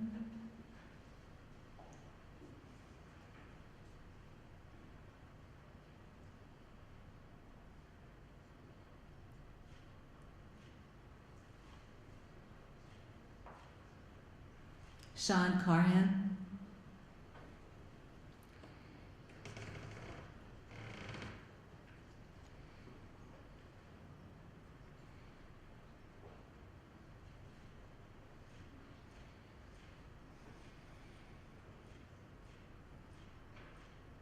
Ian Kalkheiser.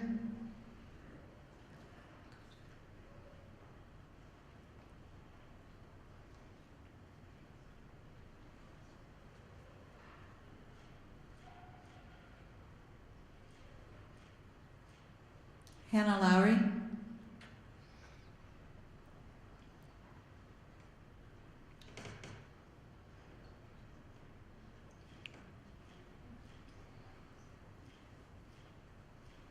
Marissa McDonald.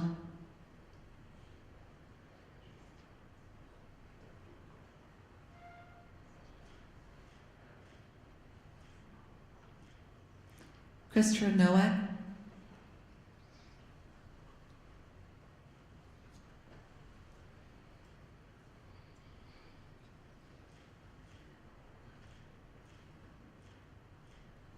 Morgan Plummer.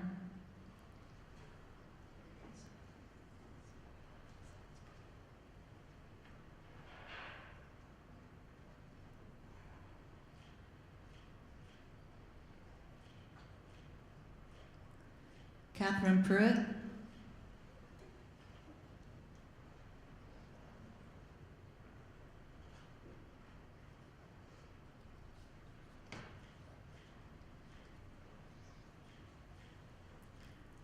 Monica Rahal.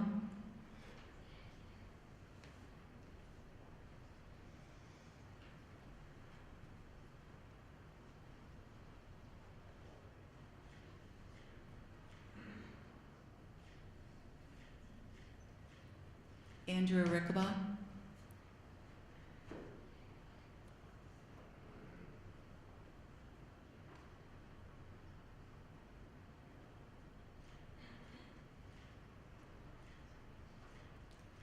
Angela Roll.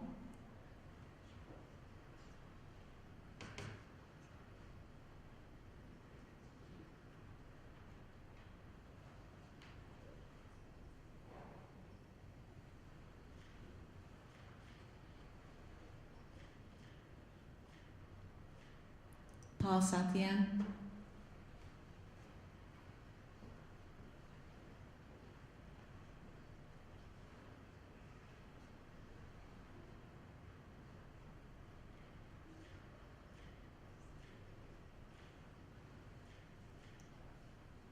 Hannah Schreiber.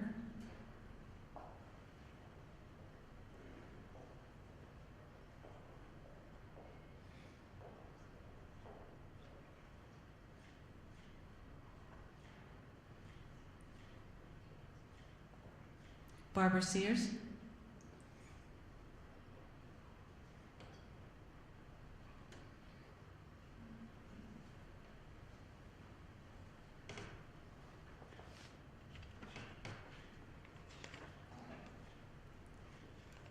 Emily Schaefer.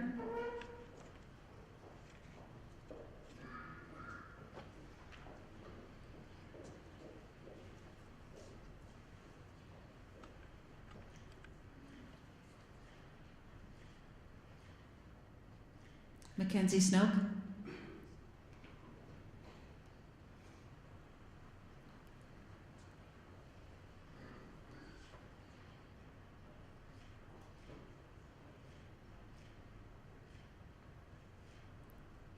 Sarah Sobosensky, and I'm sorry if I butchered that.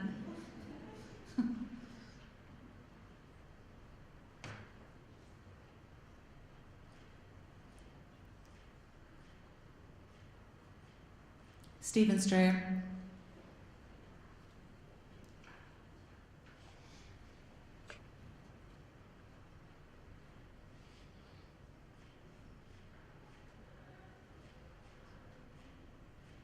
Barcantini.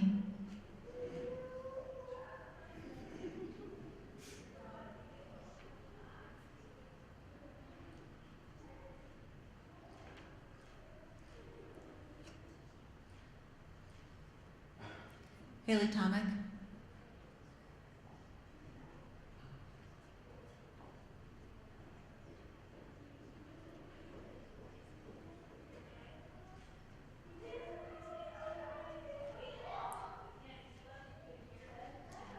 Hannah Westerbeck.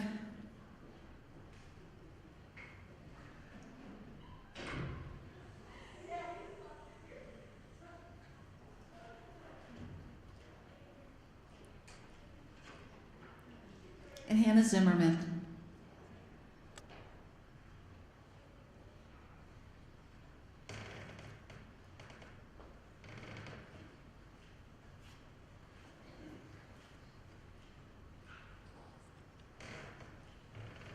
Congratulations, traditional cohort.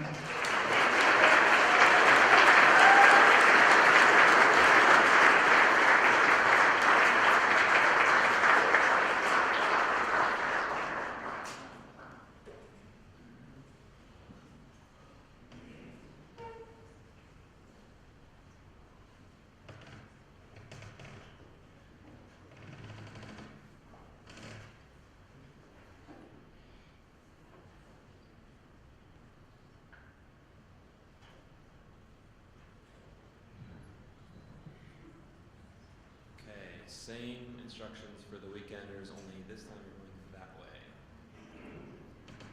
Okay. Joe Adams.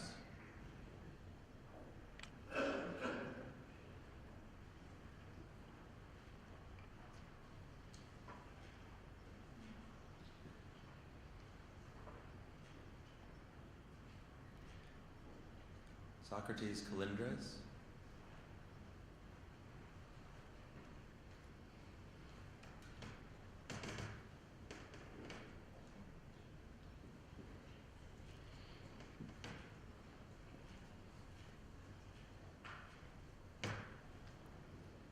Anya Cox.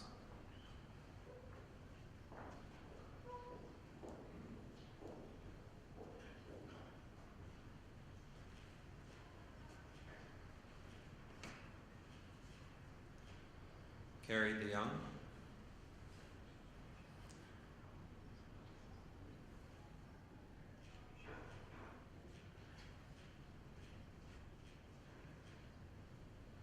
Jeff Ebner.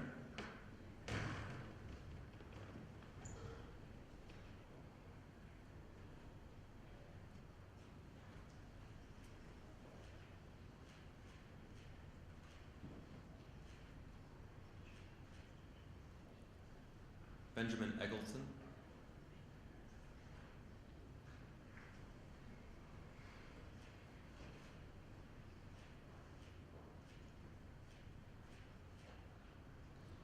Caitlin Fielder.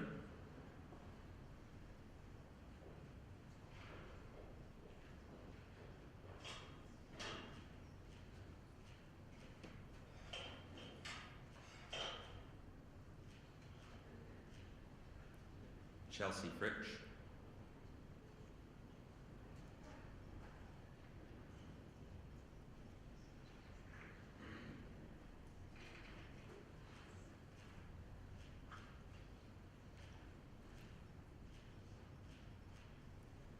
Nathaniel Fitzsimmons.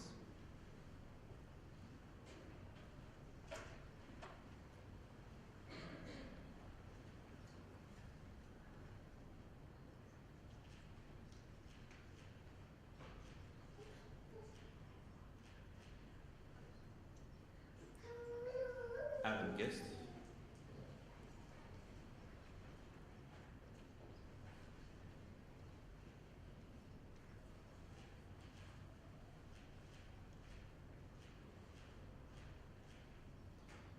Andrea Griffith.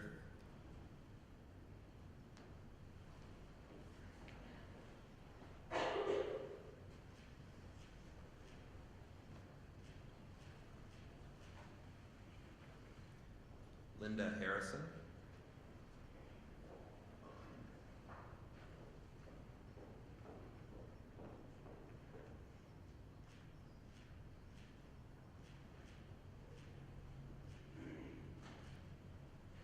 Bethany James.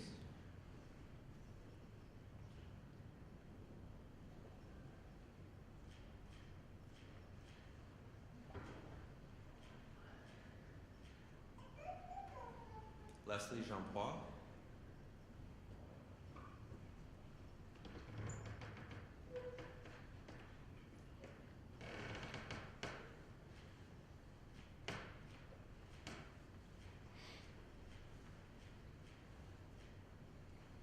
Lisa Kalitka.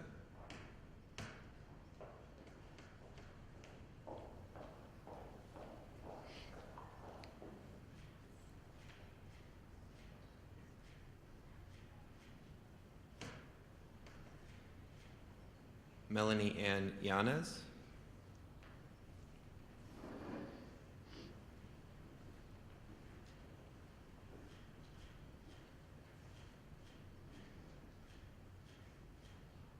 Richard Lyon.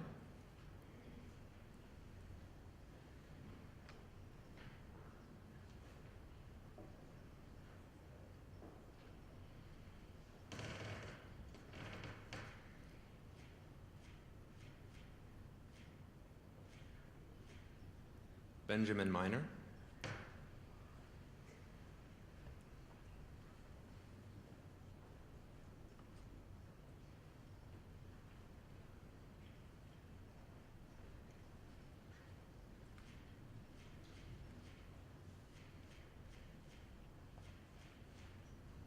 Amy Newberry.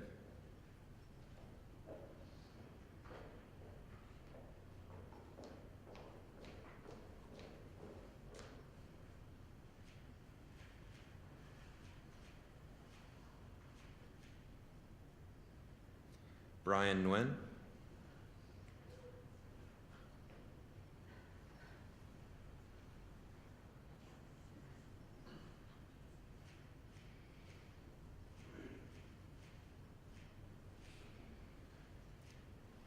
Karen Pereira. Sorry. It just didn't want to come out. Right?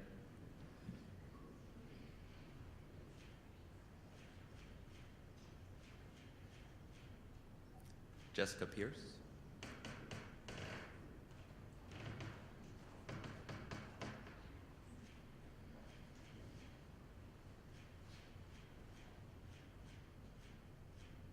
Amy Pice.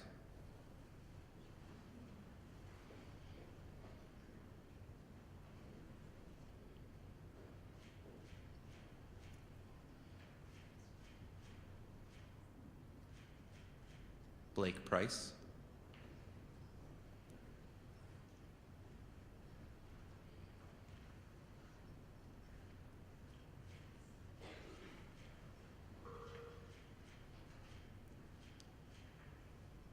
Jessica Robertson.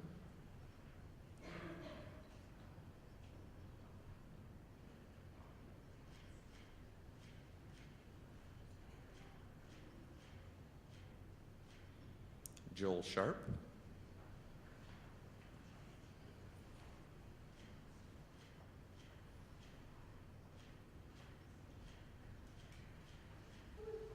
Tyler Smith.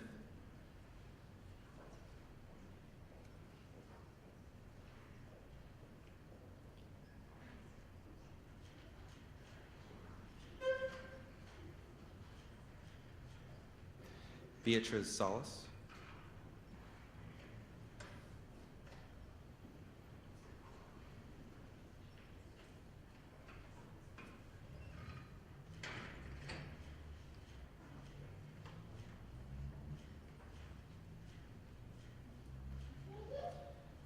Benjamin Staten.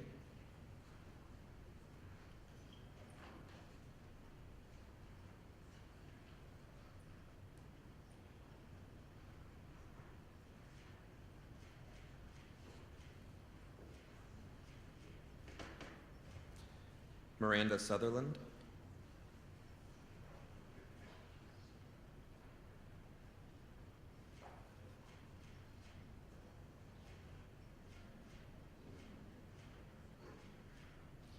Ryan Sweeney.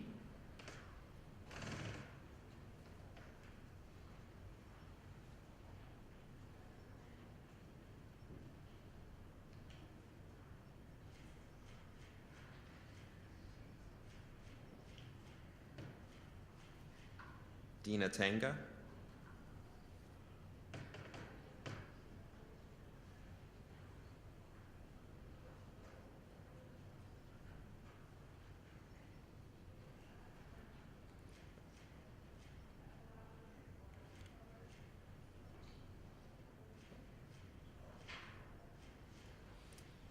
Kimberly Wazelsuski.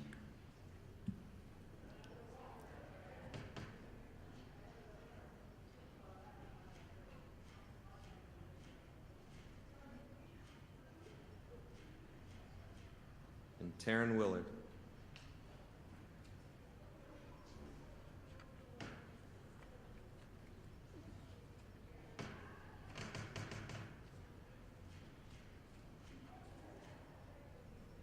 Congratulations.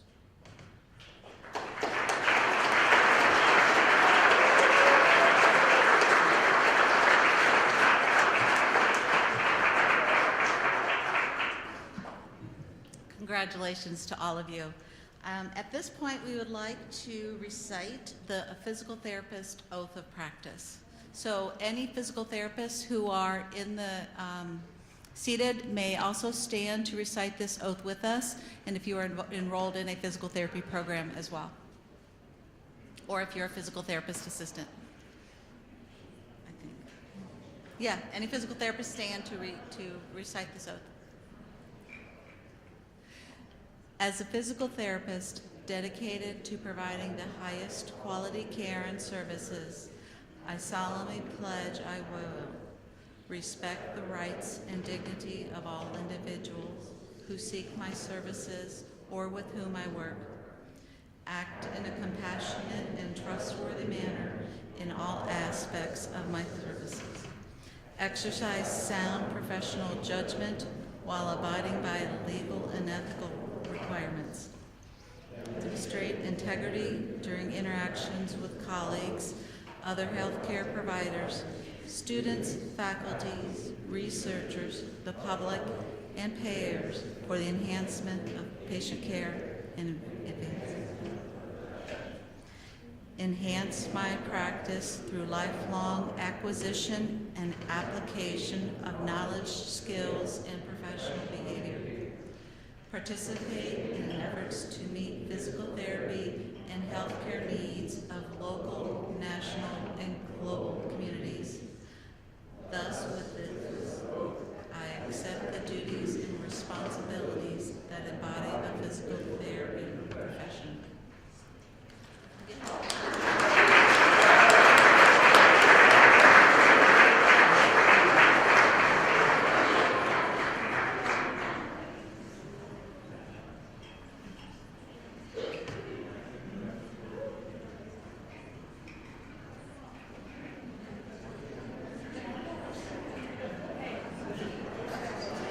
So at this point, we do have a photographer here who is going to be taking cohort pictures. So if you can kind of stay put where you are, Professor Huber and the photographer will come get you to arrange you in an arrangement to take your picture. The photographer also will be providing a link for the pictures that she took during the pinning ceremony, so that you'll be able to download those yourself. So we greatly appreciate that.